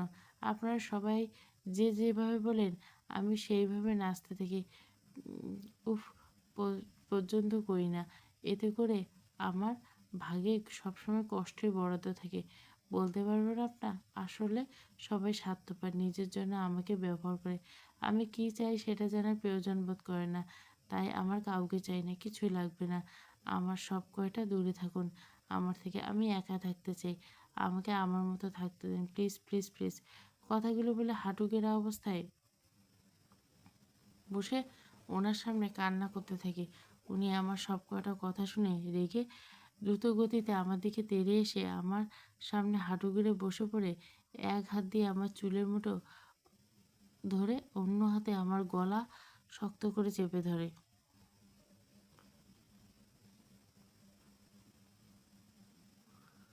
একদম নিজের কাছে নিয়ে এসে ওনার প্রতিটি নিঃশ্বাস আমার মুখে আশ্রে পড়ছে। উনি আমাকে এমনভাবে নিজের সাথে চেপে ধরে মুহূর্তে নিঃশ্বাসটা বন্ধ হয়ে আসছে আমার। আমি নাজেহাল অবস্থায় অযোধ্যায় চোখে পানি ফেলতে ফেলতে ওনার গলায় চেপে ধরা হাত ছোটানোর চেষ্টা করছি। উনি আমার দিকে তাকিয়ে থেকে আমাকে এমন করতে দেখে রাগে রিরি করতে করতে দাঁতে দাঁত চেপে আমাকে উদ্দেশ্য করে বলে, তোর কাকে চাই না চাই সেটা উম, ঠিক আমি করব, তুই না। তোর কি মনে হয় তুই আমাকে এসব বলবি আর আমি তোকে যেতে দেবো এত সহজ? হুম? তোর সাথে গত একটা বছর যা কিছু হয়েছে সব কিছুর পিছনে একটা করে কারণ আছে যেটা তুই জানিস না। তুই যদি কখনো আমার কাছে জানতে চাইছিস তাহলে আমি সেটা তোকে খুশি মনে সবটা বলতাম। তোর প্রশ্ন করার জন্য অপেক্ষায় ছিলাম আমি। কিন্তু তুই এতটাই অবুঝ যে কখনো তোর মনে এসব নিয়ে প্রশ্নই জাগেনি। তাই আমিও চুপ ছিলাম। কিন্তু আমার চুপ থাকা মানে এই নয় যে তোকে সরিয়ে রাখবো নিজে থেকে। ওনার বলা প্রতিটি কথা শুনে মুহূর্তে আমি শীতল হয়ে আসি। আমাকে শান্ত হয়ে যেতে দেখে ওনার যেন রাগটা মাথায় চেপে বসে। রাগের রেশ ধরে উনি আমার গলা ছেড়ে শক্ত হাতে আমার গাল চেপে ধরে চোখ মুখ শক্ত করে রাগে কটমট করতে করতে আবারও বলে, আমাকে আমার মতো সব কিছু বুঝে নিতে দে, নয়তো আপুসে কিছু না পেলে জোর করে আদায় করে নিতে দ্বিধাবোধ করব না আমি। আর আমি ভালো নই, আর তাই ভালো আমার সাথে যায় না। তোকে ছেড়ে দেওয়ার মতো ভালো বা মহৎ কোনোটাই সাজার ইচ্ছে নেই আমার। আর বাকি রইল তোকে তোর মতো করে থাকতে দেওয়া, সেটা তো কখনোই হচ্ছে না আমি থাকতে। তাই তোর যা করার আমার সাথে থেকে করতে হবে। তাই যেটা করতে বলি সেটা চুপচাপ কর, নয়তো তোকে গুলি করতে মাত্র দ্বিধাবোধ করবো না। কথাগুলো বলে এক প্রকার মাটিতে ধাক্কা মেরে ছুঁড়ে মারে আমাকে। আমি ওনার এমন কাজে রাস্তায় উপুড় হয়ে বসে পড়ি। উনি আমাকে ধাক্কা দিয়ে রাগে গজগজ করতে করতে উঠে দাঁড়িয়ে সামনের দিকে ঘুরে এক কদম বাড়াতে আমি পিছন থেকে মাটিতে লুটিয়ে পড়া অবস্থায় ওনাকে উদ্দেশ্য করে বলি, ঠিক আছে তাই হোক, মেরে ফেলুন আমাকে। কথাটা বলে আস্তে করে উঠে দাঁড়াই আমি। উনি আমার এমন কথা শুনে সাথে সাথে দু হাত মুষ্টিবদ্ধ করে পেছন ফিরে ঘুরে তাকায় আমার দিকে। ওনার দৃষ্টি শক্ত করে আমার দিকে তাকাতে আমি নিজেকে ঠিক করে ওনার দিকে শান্ত দৃষ্টিতে তাকিয়ে থেকে আবারও শক্ত গলায় ওনাকে উদ্দেশ্য করে বলি, আমি আর পারছি না সব কিছু মেনে নিতে। আমাকে কেন আটকে রাখতে চান? আপনি কোন অধিকার নিয়ে থাকবো আপনার বাড়ি? আমি আপনার বোন হই, সবাই তো তাই জানে। আমাকে কষ্ট দেওয়ার জন্য রাখতে চান আপনার বাড়ি। আমাকে দেখাতে চাই আপনি আপনার ভালোবাসার মানুষটির সাথে বিয়ে করে কীভাবে সুখে আছেন। আমার কথা মুহূর্তে কপাল কুঁচকে এলো। ওনার পরে আমার দিকে সন্দেহ দৃষ্টিতে তাকিয়ে তীক্ষ্ণ গলায় প্রশ্ন করলো, মানে কিসের ভালোবাসার মানুষ আমার? ওনার এমন নাবুজ কথায় করুণ চোখে তাকাই আমি ওনার দিকে। উনি কি বলতে চাইছেন এই মুহূর্তে বুঝে উঠতে পারছি না। তাই অবুঝ ঝাপটা পেরিয়ে নিজের মতো করে আবার বলে, হাসালেন আপনি। সব কিছু করে আজ আপনিও অবুঝ সেজে বসেছেন। আপনারা দুজনে পারেন বটেন। একজন ঘাড় ধাক্কা বাড়ি থেকে বের করে দেয় আর অন্যজন পরপর আঘাত করে বেড়ায়। আপনারা সবাই বলেন আমি কিছুই বুঝি না, আমি ভালোবাসাটা বুঝে উঠতে পারি না। তাই বলে স্বামীর অন্যের প্রতি ভালোবাসা সেসব বুঝবো না? আর আজ আমি এখানে সেটা তো আপনাদের জন্য। তাই আমার কাউকে লাগবে না, প্লিজ। আপনাদের আর আমি নিতে পারছি না। তাই আমাকে মেরে ফেলুন, নয়তো প্লিজ মুক্তি দিন। আমার এমন কথায় উনি নিজেকে নিজের মধ্যে থেকে হারিয়ে ফেলে মুহূর্তে দ্রুত আমার কাছে এসে দু হাতে আমার দুগাল আঁকড়ে ধরে নিজের সাথে টেনে আমার কপালের সাথে নিজের কপাল চেপে ধরে স্বাভাবিক কণ্ঠে দ্রুত বলে ওঠে, "শ্শ্, রিত, আর কত জ্বালাবি আমায়? তুই কেন বুঝতে পারছিস না আমাকে? আমি তোর দহনের আগুনে জ্বলে পুড়ে বারবার আমার শান্তিটা তুই, তাই তোকে মুক্তি দিতে পারবো না আমি। তবে একটা কাজ ঠিকই করবো আমি, তোকে আজকে থেকে আর কোনো রকম বিরক্তি করতে আসবো না, কখনোই না। আজ থেকে তুই একদম স্বাধীন। আমি তোর স্বাধীনতা হস্তক্ষেপ করব না, তাই তোর সামনে আসবো না আমি। তুই তোর মতো করে সবার সাথে থাকতে পারবি, তবে সেটা আমার বাড়িতে থেকে। তুই তোর মতো করে সবটা করতে পারবি একদম আগের মতো করে। যা, আর জ্বালাবো না তোকে। আমাদের সম্পর্কটা যেখান থেকে শুরু হয়েছিল, আজ থেকে আবার সেই জায়গাতে এসে দাঁড়িয়ে পড়লাম দুজনে। কিন্তু আমাকে ছেড়ে যাওয়ার অপশান দিব না তোকে আমি। সবই আবার আগের মতো চলবে। এবার তুই নিজ থেকে ডাকলেও আমি তোর কাছে আসবো না। সারা জীবন এভাবেই কাটবো তুই আর আমি। যা এবার সামনে থেকে। কথাগুলো বলে আমাকে নিজের থেকে দূরে সরিয়ে হালকা ধাক্কা দেয়। আমি ওনার কথাগুলো নীরবে শ্রবণ করলাম। পরে উনি আমাকে ধাক্কা দিয়ে দূরে সরিয়ে সামনের দিকে ঘুরে আকাশের দিকে তাকিয়ে বড় বড় নিঃশ্বাস নিয়ে নিজেকে শান্ত করে ড্রাইভার চাচাকে বলে আমাকে বাসায় পৌঁছে দিতে। আমি ওনার কথা অনুযায়ী ধীর পায়ে গাড়ির দরজার সামনে দাঁড়িয়ে পড়তে পিছন থেকে উনি রাগে চাপা সুরে আবারও আমাকে উদ্দেশ্য করে বলে, আমি জানি না আজ রাতে এমন কি হয়েছে, তবে কি হয়েছে সেটা খুঁজে বের করবে আমি। কারণ তোর দ্বারা তো এতটা দূরে আসা তো দূর, তুই খানবাড়ির দরজা পর্যন্ত পার হওয়াও অসম্ভব। তাই তোকে পালাতে সাহায্য করছে কে, আই সোয়ার। তাকে এই কাজটা করার জন্য চরম মূল্য দিতে হবে। আর এটা যে কতটা ভয়াবহ হবে সেটা সে নিজেও জানে না। তবে আমি তাকে নিজ যে বোঝাবো ঈদ খান আসলে কি। কথাগুলো বলে আমাদের সামনে দাঁড়িয়ে থাকা গাড়িটির মধ্যে উঠে পড়েন উনি। সামনে গাড়িটি উঠতে গাড়ি থেকে দ্রুততার সঙ্গে নেমে আসে আসিফ। আমার সাথে গাড়ির পিছনের দরজা খুলে আমাকে পিছনের সিটে বসিয়ে ড্রাইভার চাচার সঙ্গে বসে পড়ে আসিফ। আমরা গাড়িতে বসার সাথে সাথে গাড়িটা চলতে শুরু করে আপন গতিতে। ড্রাইভার চাচা আর আমাদের ঠিক সামনে গাড়িটার মধ্যে রয়েছেন উনি। উনি ওনার কথা রেখেছেন, আমার থেকে এখন থেকে দ্রুততা বজায় রাখছেন। ওনার এমন দ্রুততা বজায় রাখাটা নিয়ে আমার কোনো দ্বিমত পোষণ করছি না, উল্টে ওনার কাছে আমি সহমত পোষণ করছি, মানে একমত পোষণ করছি। ওনাকে নিয়ে আমার কষ্টের ঝুড়িটা এতটাই ভরপুর যে নতুন করে কিছু ভাবতে পারছি না আমি। তাই শূন্য অনুভূতি নিয়ে গাড়ির সিটে গা এলিয়ে বসে আছি। আমার যা হচ্ছে সেটাই হতে দেওয়া ঠিক হবে। এবার সময় ঠিক করবে আমরা কি করব, আমাদের সাথে কি হবে। এবার আমার কোনো রকম দুঃখ নেই, কারো উপর কোনো রকম আশা আছে। আমি আর কখনোই যাব না ওনার সামনে, ওনাকে এড়িয়ে চলবো। এবার সময় সাপেক্ষে বিবেচনা করবো আমাদের সম্পর্কের অবস্থান। নিরাপদ সঙ্গীত অনুষ্ঠান একপাশে দাঁড়িয়েছে আমি, চারদিকে মানুষে ভরপুর। ফয়সাল ভাইয়ের পরিবার ও আছে খানবাড়িতে। দুজনের সঙ্গীত অনুষ্ঠান একসাথে পরিচালনা করা হচ্ছে খানবাড়িতে। এতে করে মেহমান আনাগোনা অনেকটা বেশি।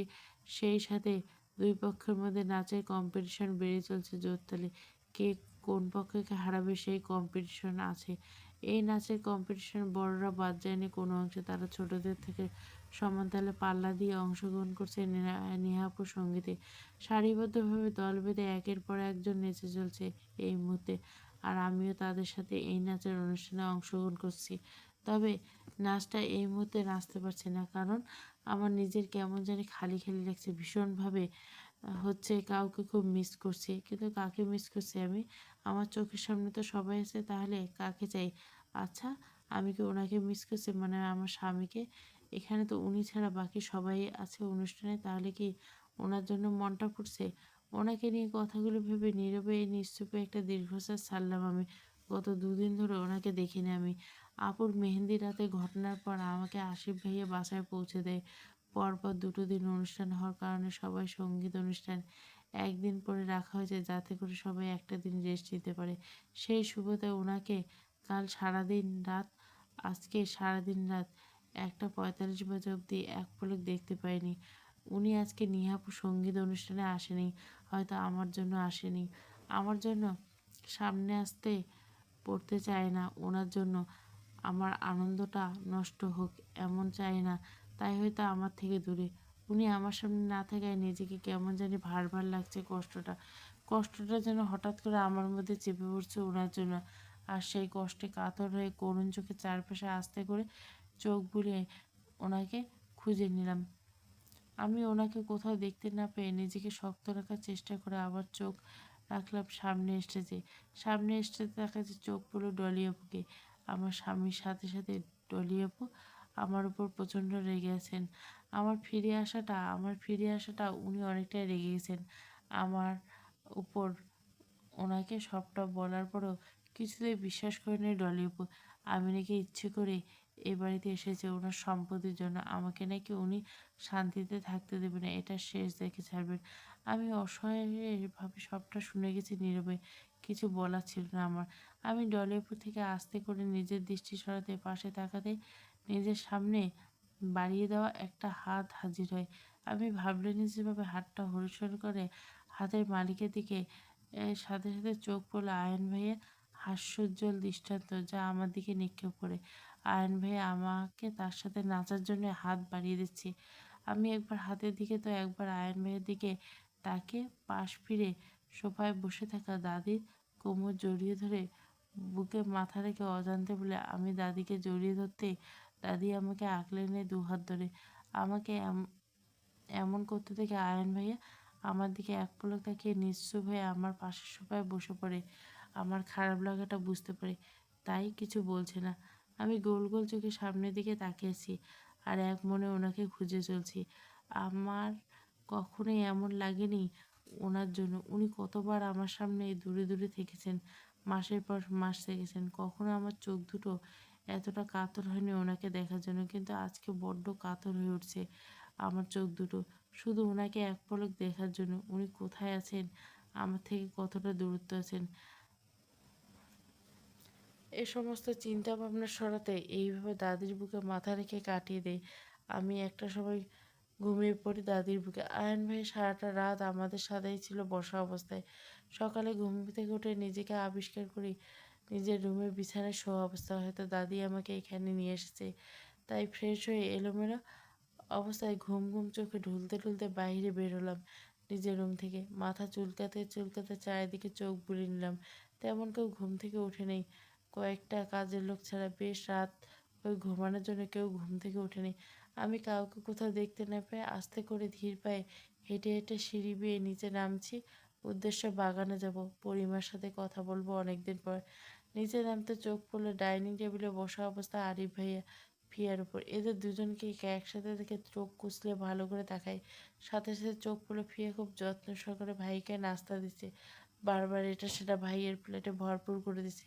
আর আরিফ ভাই বিরক্ত নিয়ে সেই প্লেটগুলো অন্য প্লেটে রাখছে। ফিয়া একবার ভাইকে বাতাস করছে তো একবার পানি এগিয়ে দেখছে। আর আরিফ ভাইয়া ফিয়ার এমন কাজকে যে খুব বিরক্ত বোধ করছে সেটা ভাইয়ের ফেস দেখে বুঝতে পারছি আমি। তাদের এমন দেওয়া নেওয়া ভাব দেখে কৌতূহল হয়ে খানিকটা এগিয়ে এসে প্রশ্ন করি, ভাইয়া ফিয়ে তোমাকে খাবার খাওয়াচ্ছে কেন এমন করে? পেছন থেকে হঠাৎ এমন প্রশ্ন করায় থমথম খেয়ে যায় দুজনে। দ্রুততার সঙ্গে দুজনে আলাদা হয়ে পিছন ফিরে তাকায় আমার দিকে। আমাকে ওরা কি বলবে সেটা কিছু বুঝতে না পারে দুজনের চোখাচোখি হলে আমাকে ওদের দিকে কৌতূহল চোখে তাকাতে থাকে। আরিফ ভাইয়া আমার দিকে এক পলক থেকে নিশ্চুপ দ্রুততার সঙ্গে ডাইনিং ছেড়ে বাইরে চলে যায়। আর আমি ভাইয়ার এমন তাড়া করে চলে যেতে থেকে ভাইয়ের চলে যাওয়া দিকে তাকিয়ে থেকে কপাল কুঁচকে কৌতূহল হয়ে ফিয়াকে কিছু বলতে দেব, তার আগে ফিয়া চটপট তাড়া দিয়ে আমাকে উদ্দেশ্য বলে, আমি কিছু জানি না, তোর ভাই এইভাবে কেন চলে গেল? ফিয়ার এমন কথায় ঘাড় ঘুরিয়ে তাকাই ওর দিকে, পরে তীক্ষ্ণ দৃষ্টিতে তাকিয়ে বলে উঠি, আমি কি তোর কাছে জানতে চেয়েছি যে তুই ভাই এভাবে চলে গেলি কেন? আমি জানি তুই কিছু একটা প্রশ্ন করছিস, তাই আগে উত্তরটা দিয়ে দিলাম যাতে করে তোর কষ্ট করে প্রশ্ন করতে না হয়। আমতা আমতা করে ফিয়ার আমার তেরা উত্তরে ভুরু কুঁচকে তাকায় ওর দিকে। কিছু একটা তো আছে এদের মধ্যে যা আমার কাছ থেকে লুকানোর চেষ্টা করছে, কিন্তু সেটা কি হতে পারে? আমাকে এমন করে ওর দিকে তাকাতে ফিয়ে খানিকটা নড়ে চড়ে ওঠে। আমি ওকে নড়ে চড়ে উঠতে দেখে কিছু বলতে নিব, ফিয়া দ্রুত আমাকে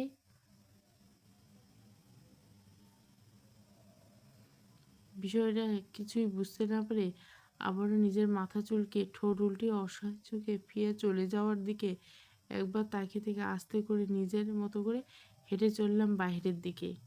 বাগানের সবকিছু হেঁটে হেঁটে হাত দিয়ে ছুঁয়ে ছুঁয়ে দেখছি আমি। অনেকদিন পর বাগানের সবকিছু আবার ভালোভাবে পর্যবেক্ষণ করছি। অনেকটা ভালো লাগা কাজ করছে নিজের মধ্যে। অনেকটা নিজেকে শান্ত করার পর এখানে আসা।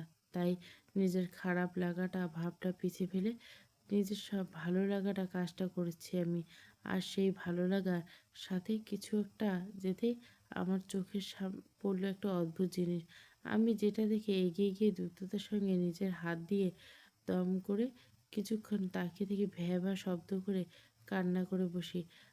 হাত পা ছড়িয়ে ছিটিয়ে কান্না করতে করতে শুধু একটাই বলছি, আমার এত বড় সর্বনাশ কে করলো গো।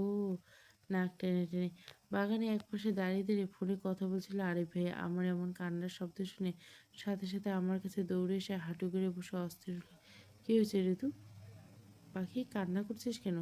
আরিফ ভাইয়ের আদুরি মাখা কথা শুনে মুহূর্তে যেন কষ্টটা এক ধাপ বেড়ে গেল। তাই আগের চেয়ে আরো বেশি কান্না করে বসি। আমার কান্না করতে দেখে আরিফ ভাইয়া দু হাতে আমার গাল আঁকড়ে ধরে পাশ থেকে দৌড়ে হাজির আয়ন ভাইয়া। গায়ে তার জগিং স্যুট। হয়তো বাইরে জগিং করতে গিয়েছিল। আয়ন ভাইয়া আমার সাথে হাঁটু গেড়ে বসে অস্থিরতায় বলে ওঠে, কি হয়েছে? আমার মায়ু এইভাবে কান্না করছে কেন? কোথাও ব্যথা পেয়েছো? আরিফ, ওর কী হয়েছে? আরিফ ভাইকে উদ্দেশ্য করে। আমি জানি না, ওর কান্না শুনেই তো এখানে আসলাম।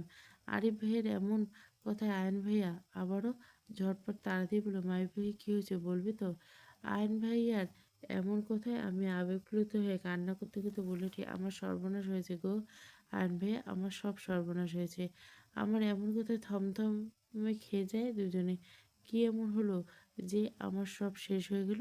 তাই আমার সাথে কি হয়েছে বোঝার জন্য আমার দিকে তীক্ষ্ণ দৃষ্টিতে তাকাতে আমি নাকি নাক টেনে টেনে কান্না করতে করতে এক হাত বাড়িয়ে সামনের দিকে ইশারা করে দেখিয়ে আবারও শব্দ করে কান্না করে উঠি। ওরা দুজনে আমার হাতের ইশারা অনুযায়ী সামনে তাকে কিছু দেখতে না পেয়ে আবারও আমার দিকে তীক্ষ্ণ দৃষ্টি তাকায়। আর সাথে সাথে আরিফ ভাই বলে ওঠে, কই কিছু দেখতে পাচ্ছি না নাকি? আরিফ ভাইয়ের এমন কথায় আমি আবারও হাতের ইশারায় জিনিসটিকে দেখিয়ে বলে উঠি, আমার ছোট্ট বাবু ফিসটা কিছুক্ষণ আগে মারা গেছে আয়ন ভাইয়া। তুমি জানো, ফিসটা অনেক চালাক। কি সুন্দর করে পানির মধ্যে দৌড়তো। এখন আমার এমন মরা কান্নাকে দেখে থমথমে খেয়ে যায় দুজনে। পরে করুণ চোখে একবার ফিসটার দিকে তাকিয়ে থেকে আমার দিকে দুজনে তাকায়। আমার এমন কান্না দেখে আয়ন ভাইয়া চুপ করে গেল। আরিফ ভাইয়ের সাথে সাথে বলে, সিরিয়াসলি ঋতু, তুই 2 ইঞ্চি ছোট্ট মাছের জন্য এমনভাবে কান্না করছিস, আর তুই এটা কোথায় পেয়েছিস? ভাইয়া, তুমি ওকে মাছ কেন বলছো? সম্মান দিয়ে কথা বলো। ছোট্ট বাবু এমনিতে মারা গেছে, দেখতে পাচ্ছ না? ওকে আমি বাগানে সুইমিং পুলে ছেড়ে দিয়েছিলাম থাকার জন্য, কিন্তু কে জানি এটাকে মেরে দিছে। নাক টেনে কান্না করতে করতে আমার এমন কান্নায় আয়ন ভাইয়ের সান্ত্বনা সুরে বলল, আচ্ছা ঠিক আছে আরিফ, আর মাছ বলবে না তোমার ছোট্ট বাবু, ওকে? তুমি এখন কান্না করো না কেমন? আমি তোমাকে কাল থেকে অনেকগুলো চালাক ফিশ এনে দেবো। এখন ওই মাছটাকে, মানে এই ছোট্ট বাবুটাকে ফেলে দিতে কাউকে বলে দিচ্ছি, ঠিক আছে? আয়ন ভাইয়ের কথা ঝটপট করে বলে ওঠে, ফেলে দিবে মানে? এটাকে কবর দিতে হবে সুন্দর করে। যথা অতঃপর যথারীতি নিয়ম করে ফিসটাকে কবর দিয়ে হাতে ফুল নিয়ে দাঁড়িয়েছি আমি, আয়ন ভাইয়া আর আরিফ ভাইয়া।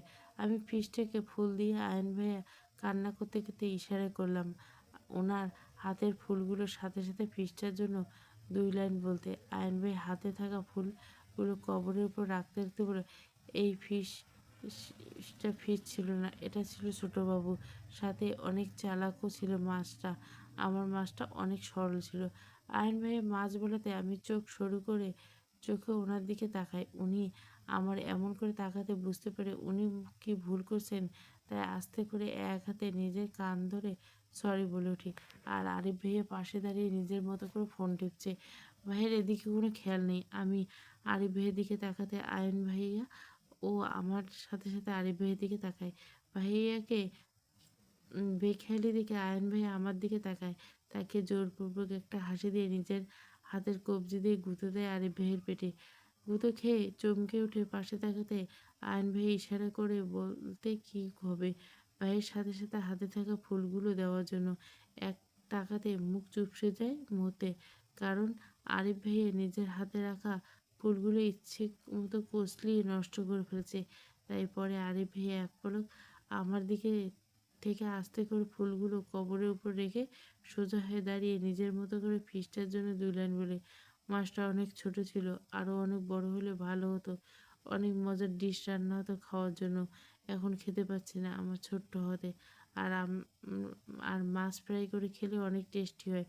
মাছ দিয়ে আমরা অনেক কিছু বানাতে পারি, কিন্তু এই মাছ কিছুই রান্না করতে পারিনি। আমরা এতে অনেক দুঃখ প্রকাশ করছি। আমি এতটুকু বলে থেমে যায় আরিফ ভাইয়া। পরে কিছু একটা ভেবে আরিফ ভাইয়া ভুরু কুচকে আয়ন ভাইয়ের দিকে তাকায়।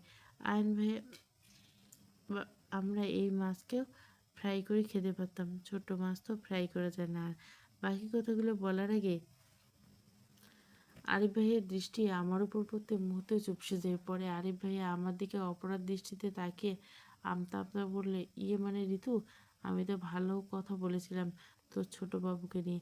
আরিফ ভাইয়া বাকি কথাগুলো বলার আগে আমি শব্দ করে ভ্যা ভ্যা করে আবারও কান্না করতে করতে বলে উঠি, ভাইয়া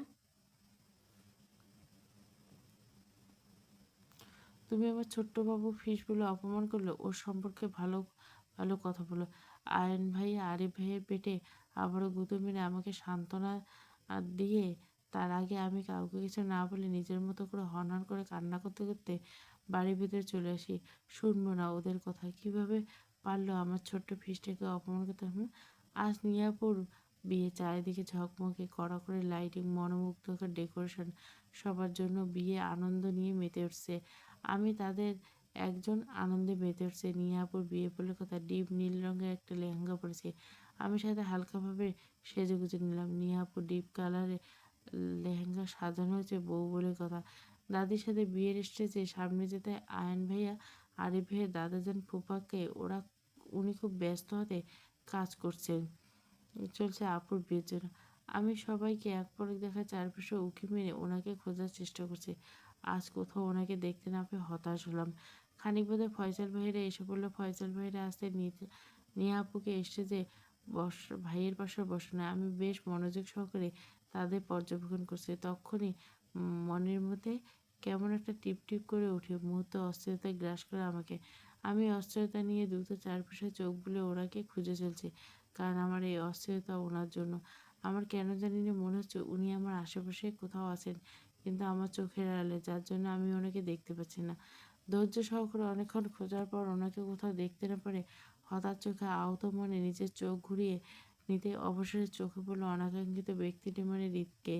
ও নীল স্যুট পরা অবস্থায় এক কোণে হাতে ওয়াইনের গ্লাস ধরে দাঁড়িয়েছে, দৃষ্টি তার ফোনের উপর। আর তার সাথে দাঁড়িয়েছে দুজন বয়স্ক পুরুষ আর একজন অতি সুন্দরী তরুণী।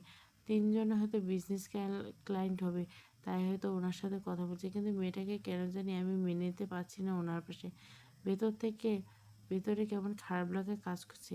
নিয়াপুর বিয়ে সম্পূর্ণ হলো কিছুক্ষণ আগে, কিন্তু নিয়াপুর বিয়েতে বিন্দু মাত্র মনোযোগ হতে পারিনি আমি। কিছুক্ষণ পর পর শুধু ওনার দিকে তাকিয়েছি, কিন্তু উনি ভুল করে একটা বারের জন্য আমার দিকে তাকায়নি।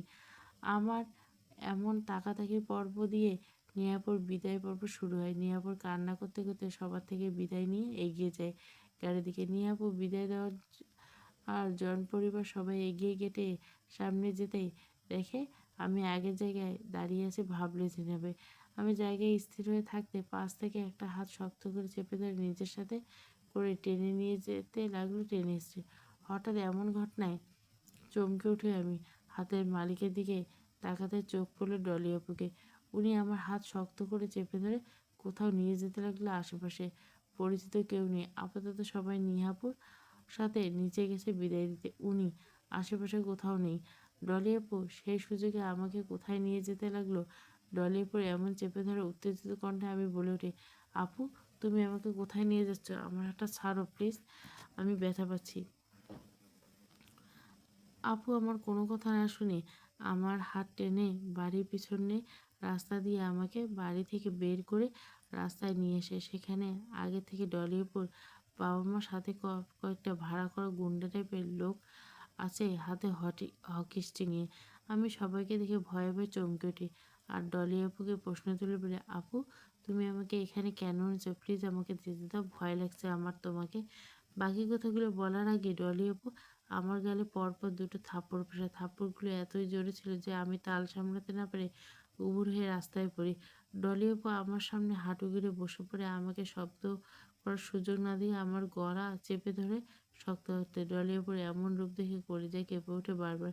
ডলি আপু আমার সাথে কেন এমন করছে তা আমি জানি না, তাই কান্না করতে করতে নিজের দু হাত দিয়ে ডলি আপুর হাত থেকে গলা ছড়ানোর চেষ্টা করি চলছে আমি। আর তখনই ডলি আপু প্রচণ্ড রেগে বলে, তোকে মরার জন্য এখানে নিয়ে এসেছে আমি, আজকে তোকে মেরেই নিজের স্বপ্ন পূরণ করব।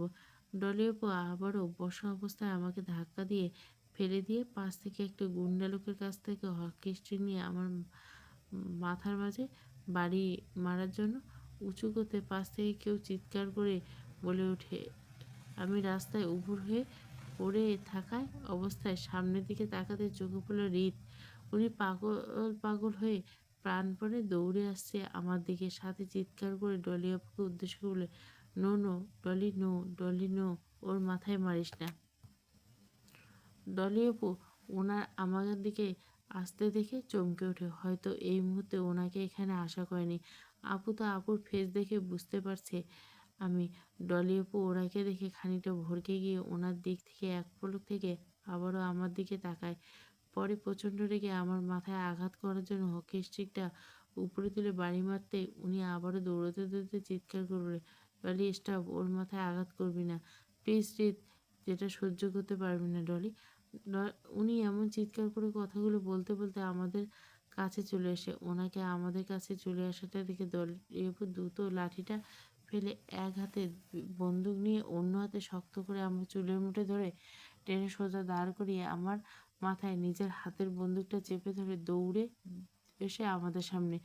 ডলি আপুর ওনাকে আমাদের সামনে এসে দেখতে আপু ওনাকে দেখে আমার মাথায় বন্দুকটা আরও খানিকটা চেপে ধরে গুলি করার জন্য। উনি ডলি আপুকে এমন করতে দেখে সাথে সাথে আমার দিকে তাকিয়ে দু হাত দিয়ে সামনে রেখে সান্ত্বনা দিতে সান্ত্বনা সুরে ডলি আপুর উদ্দেশ্য করে, ওকে ওকে কুল ডলি, তোর যা চাই তাই আমি তো তোকে দেব, তুই হৃদকে কিছু করিস না প্লিজ। আর জীবনের প্রথম আমি কারো কাছে রিকোয়েস্ট করছি, তুই সেটা শোন আপাতত। এমনিতে হৃদের মাথায় আঘাত এখনো ঠিক হয়নি, আর জন্য ওকে বাঁচাতে অনেক কষ্ট করতে হয়েছে আমাদের, তুই প্লিজ ওর মাথায় আঘাত করিস না। ওনাকে এমন করতে বলতে দেখে কপাল কুঁচকে এলো ডলির ওপর। আপু ওনাকে উদ্দেশ্য করে স্বাভাবিক বলে, লাইক সিরিয়াসলি হৃদ, তোমার কি আমার বোকা মনে এই মেয়েটার মতো? আর তুমি যে লাইফে প্রথম রিকোয়েস্ট করছো সেটাও এই মেয়েটার জন্য, কারণ আমি জানি তোমার প্রাণটা এই মেয়েটার মধ্যে রয়েছে, তাই তুমি এতটা নরম হয়ে কথা বলছো। নয়তো হৃদ খান কথা কম হাত বেশি চলে, ওটা ওয়ার্ল্ডের সবাই জানে।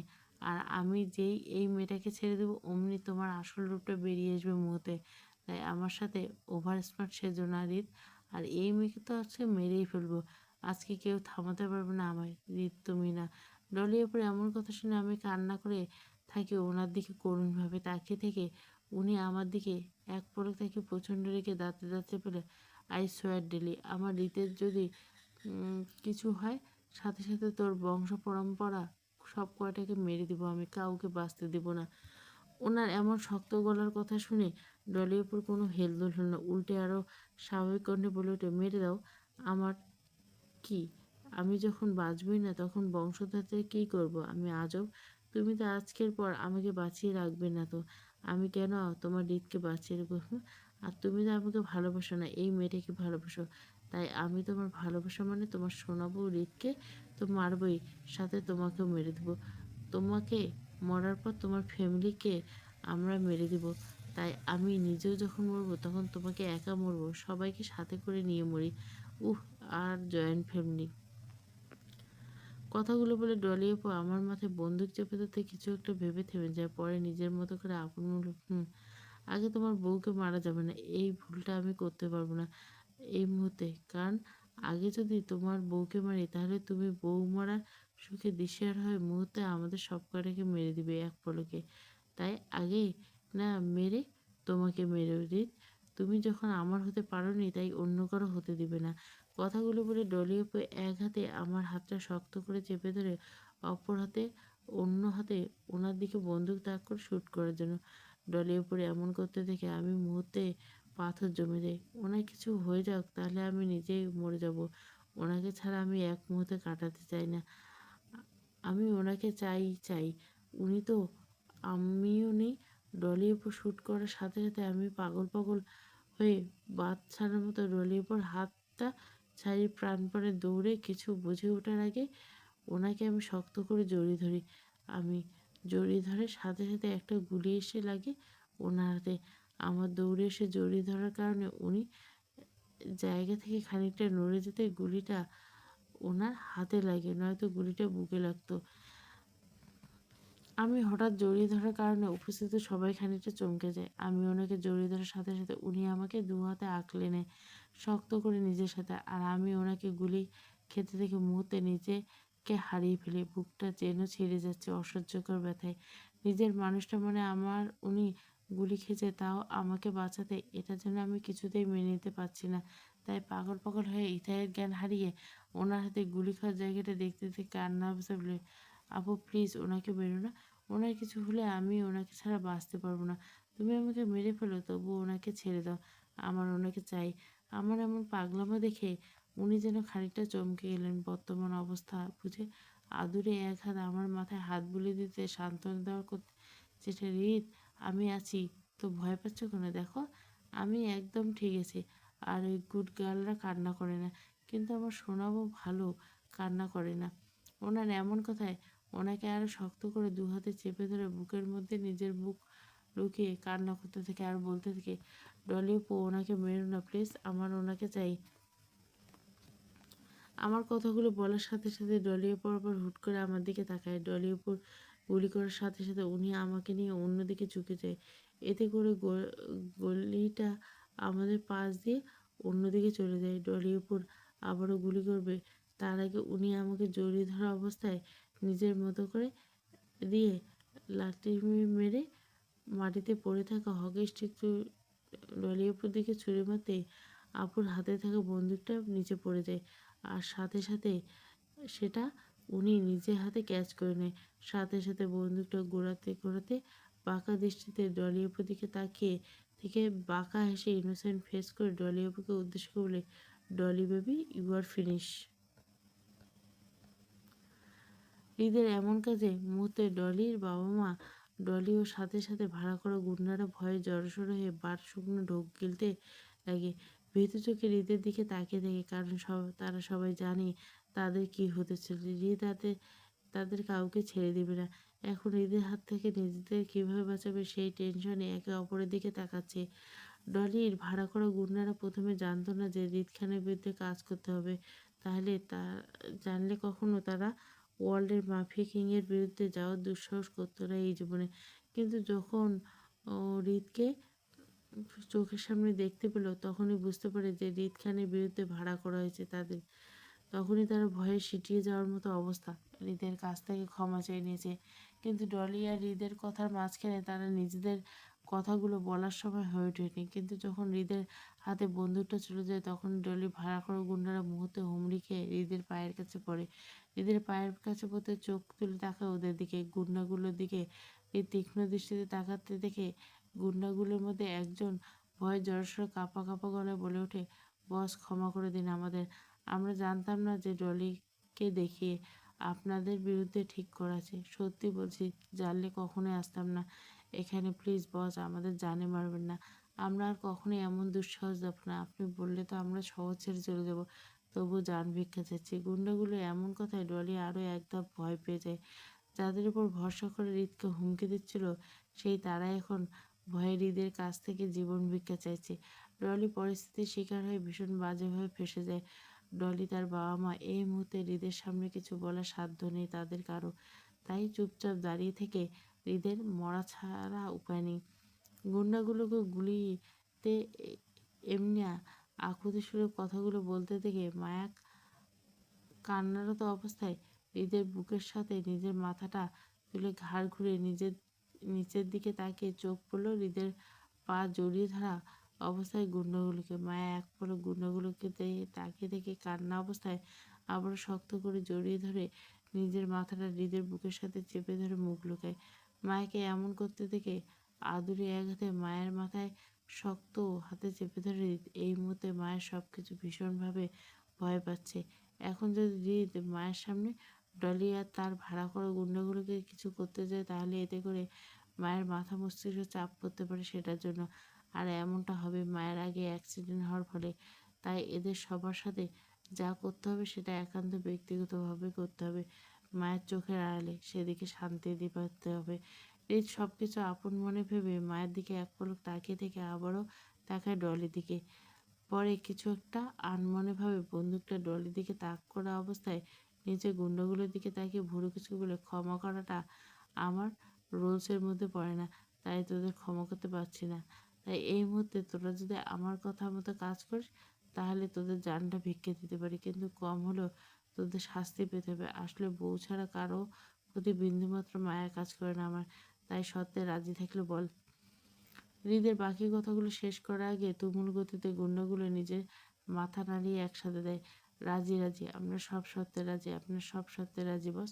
শিওর। ভুরু কুচকে গুন্ডাগুলো নিজের মতো মাথা নাড়িয়ে সমুদ্রে জানায়। হৃদ আবারও ডলি ওর বাবা মা থেকে তাকে বাঁকা হাসে গুন্ডাগুলোকে উদ্দেশ্য বেশি কিছু না, তোদের ডলি ম্যাডাম ওর বাবা মা এখানে দাঁড়িয়ে থাকতে থাকতে বোর হচ্ছে, তাই ওদের থাকার ব্যবস্থা কর। ওদের স্পেশালি থেরাপি মানে ওনাদের স্পেশালি খাতির যত্ন করার জন্য স্পেশাল গোডাউন নিয়ে যা। যতক্ষণ না আসে ততক্ষণ ফুটন্ত গরম পানিতে দাঁড় করা রাখবি, বাকিটা আমি দেখে নেব। এবার যা তোদের ম্যাডামকে নিয়ে। কথাগুলো বলার সাথে সাথে গুন্ডাগুলো তুমুল গতিতে ডলি ও তার বাবা মার গলায় ছুরি চেপে নিয়ে যেতে লাগলো। ডলিকে টেনে হিঁচড়ে নিয়ে যেতে যেতে ডলি চিৎকার করে হৃদকে থামাতে বলে সব কিছু। কিন্তু হৃদ ডলির এমন চিৎকার দেখে সেদিকে না তাকে বাঁকা হেসে ওঠে। তারপরে হাতে থাকা বন্দুকটা মাটিতে ফেলে আসিফকে কল করে ওদের কাছে এসে মায়াকে এখান থেকে নিয়ে যেতে বাড়িতে। আসিফ কল করে মোবাইলটা নিজের পকেটে গুছায়, নিজের দুই হাত মায়াকে শক্ত করে জড়িয়ে ধরে। মায়া আবেশে হৃদের বুকের মধ্যে নিজের জায়গা করে নেয় পরম যত্নে। দুজন দুজনকে চোখ বন্ধ করে জড়িয়ে ধরে থাকে বেশ কিছুক্ষণ। ওদের এমন অবস্থায় ধরা অবস্থায় খানিক বাদে আসিফ গাড়ি নিয়ে এসে ওদের সামনে দাঁড়ায়। গাড়ির হর্নের শব্দ শুনে হৃদের এক পলক গাড়িটার দিকে তাকে আস্তে করে মায়াকে নিজের বুকের উপর থেকে সরিয়ে দেওয়ার চেষ্টা করতে মায়া ঝটকা দিয়ে হৃদের হাতটা সরিয়ে দিয়ে নিজের উপর থেকে পরে আরও শক্ত করে চেপে ধরে হৃদের বুকের মধ্যে। আসিফ গাড়ি থেকে হতভম্ব হয়ে দৌড়ে এসে হৃদের সামনে দাঁড়িয়ে এক পরক দুজনের দিকে তাকিয়ে থেকে আস্তে করে হৃদকে দেখে বলল, ভাই। আসিফের এমন ডাক শুনে চোখ তুলে হৃদ পরে একটা স্বস্তির নিঃশ্বাস ফেলে জোর করে টেনে মায়াকে নিজের কাছ থেকে দূরে সরিয়ে আসিফের সাথে বাড়িতে পাঠানোর জন্য আসিফকে উদ্দেশ্য বলে, আসিফ তোর ভাবিকে বাড়িতে নিয়ে যা। জি ভাই। ভাবি চলেন আমার সাথে। শান্ত আসিফের কথায় না সূচক সুরে বলল, আমি যাব না। মায়ের এমন কথায় তীক্ষ্ণ দৃষ্টিতে তাকিয়ে হৃদ মায়ের উদ্দেশ্যে বলে, কেন যাবে না তুমি? হৃদের কথায় মায়ের সাথে সাথে স্বাভাবিক বলে, আপনার সাথে থাকবো আমি, তাই। আর আপনি কতটা ব্যথা পেয়েছেন হাতে সেটা আমাকে দেখতে হবে, সেটাই। মায়ের এমন কথা হৃদ এক পলক গুলি খাওয়া হাতটার দিকে তাকিয়ে থেকে আবারও মায়ের দিকে তাকায়। কপট রাগ দিয়ে বলে, দেখতে হবে না তোমাকে, যা। তুমি এখানে বিরক্ত করো না আমাকে। হৃদের এমন রাগ দেখানোর কথা শুনে মায়া আর কিছু চিন্তা ভাবনা না করে দৌড়ে গিয়ে হৃদের সামনে গিয়ে দাঁড়িয়ে নিজের দুহাত দিয়ে হৃদের শার্টের এক কোণা আঁকড়ে ধরে শক্ত করে জিদ্দি সুরে হৃদকে উদ্দেশ্য বলে, নাম জানো না? হৃদ মায়াকে নিজের শার্টের কোণা আঁকড়ে ধরতে দেখে মায়ের জিদ্দি সুরের কথা শুনে চাপা সুরে দাঁতে দাঁত চেপে বলে, এই তুমি কি আমার হাতে গুলি খেয়ে মানবে? মাথা উপর নিচ করে। মায়ের হুঁ বলাতে তেলে বেগুনে জ্বলে উঠে তীক্ষ্ণ দৃষ্টিতে মায়ের দিকে তাকিয়ে হৃদ মায়াকে উদ্দেশ্য বলে, এই তোমার কলিজা তো অনেক বড় হয়ে গেছে, আমাকে ভয় লাগছে না? না লাগছে না, নয়তো কি করবো আপনি ঠোর উল্টে। তাই আচ্ছা একটা কাজ করি, ভয় যখন তোমাকে লাগছে না আমাকে, তাহলে তোমাকে গুলি করে মেরে দেয় এই মুহূর্তে। দাঁতে দাঁত চেপে হৃদের কথায় মায়া পাল্টা জবাব দিয়ে বলল, আপনি আমাকে গুলি করলে আমি আপনাকে শক্ত করে কামড়িয়ে দেবো একদম। সেই বউ পেয়েছি একটা, আস্ত পাগল। আচ্ছা আমি তোমাকে আগে গুলিটা করলে আমাকে কামড়াবে কী করে? দাঁতে দাঁত চেপে। ঠিক তো, আপনি আমাকে আগে গুলিটা করলে আমি আপনাকে কামড়াবো আগে তো ভেবে দেখিনি। আমি চিন্তা শুরু, সেটাই। তোমার মাথায় মগজ থাকলে চিন্তা আসবে তো। হৃদ এমন ব্যঙ্গ করা মানে বুঝতে না পারে মায়ের শয্যাসাপটা বলল, আরে না না, মাথায় অনেক বুদ্ধি আছে, আপনি জানেন দাদি বলে আমাকে। দাঁড়ান, আপনাকে একটা বুদ্ধি দিই। আচ্ছা, আমি আগে আপনাকে কামড়িয়ে নেব ইচ্ছে মতো। আপনি আমাকে গুলি করে মেরে দিন, তাহলে তো তাই হলো না? আর কামড়ানো হলেও আমার আপনার আমাকে গুলি করাটাও দারুণ বুদ্ধিটা না? মায়ের এমন কথা রিদ মায়ের দিকে তাকিয়ে বিরক্তি নিয়ে দুই ভুরু উঁচু করে মাথা তুলল। আনবিলিভেবল! হৃদের কথাটা বলে গাড়ির দিকে রেগে হনহনিয়ে যেতে মায়ের হৃদের শার্টের কোনা আঁকড়ে ধরে পিছন পিছন যেতে লাগলো, হৃদের হাঁটার সাথে তাল মিলে। এতক্ষণ আসিফ হৃদ আর মায়ের খুনসুটি কথাগুলো শুনছে খুব মনোযোগ করে। হৃদকে দেখে গাড়ির দিকে ঘুরে যেতে ঘোর ভাঙে আসিফের। দৌড়ে ড্রাইভারের সাথে সাথে সিটের পাশে বসে পড়ে আসিফ। পরে পিছনে ফিরে এক পলক তাকায় হৃদ ও মায়া দেখে, আবারও সাথে সাথে সামনের দিকে ঘুরে বসে আসিফ। কারণ তখনও হৃদ মায়ার উপর বিরক্তি নিয়ে গম্ভীর মুখে বসে আছে, আর মায়া তখনও হৃদের শার্টের কোনা দু হাতে আঁকড়ে ধরে হৃদের দিকে ঘুরে বসে আছে ঘাপটি মেরে, অসহায় ফেস করে হৃদের দিকে তাকিয়ে থেকে। হৃদ মায়ের হঠাৎ এতটা সাহস কোথা থেকে এলো সেটাই ভেবে পাচ্ছে না এই মুহূর্তে। দেওয়ানা আমার ভালোবাসা পর্ব ৭। পুরো গল্পটা প্লে লিস্টে। অ্যাঞ্জেলিনা অ্যাঞ্জেল গল্পটা দিব রাত্রিবেলা।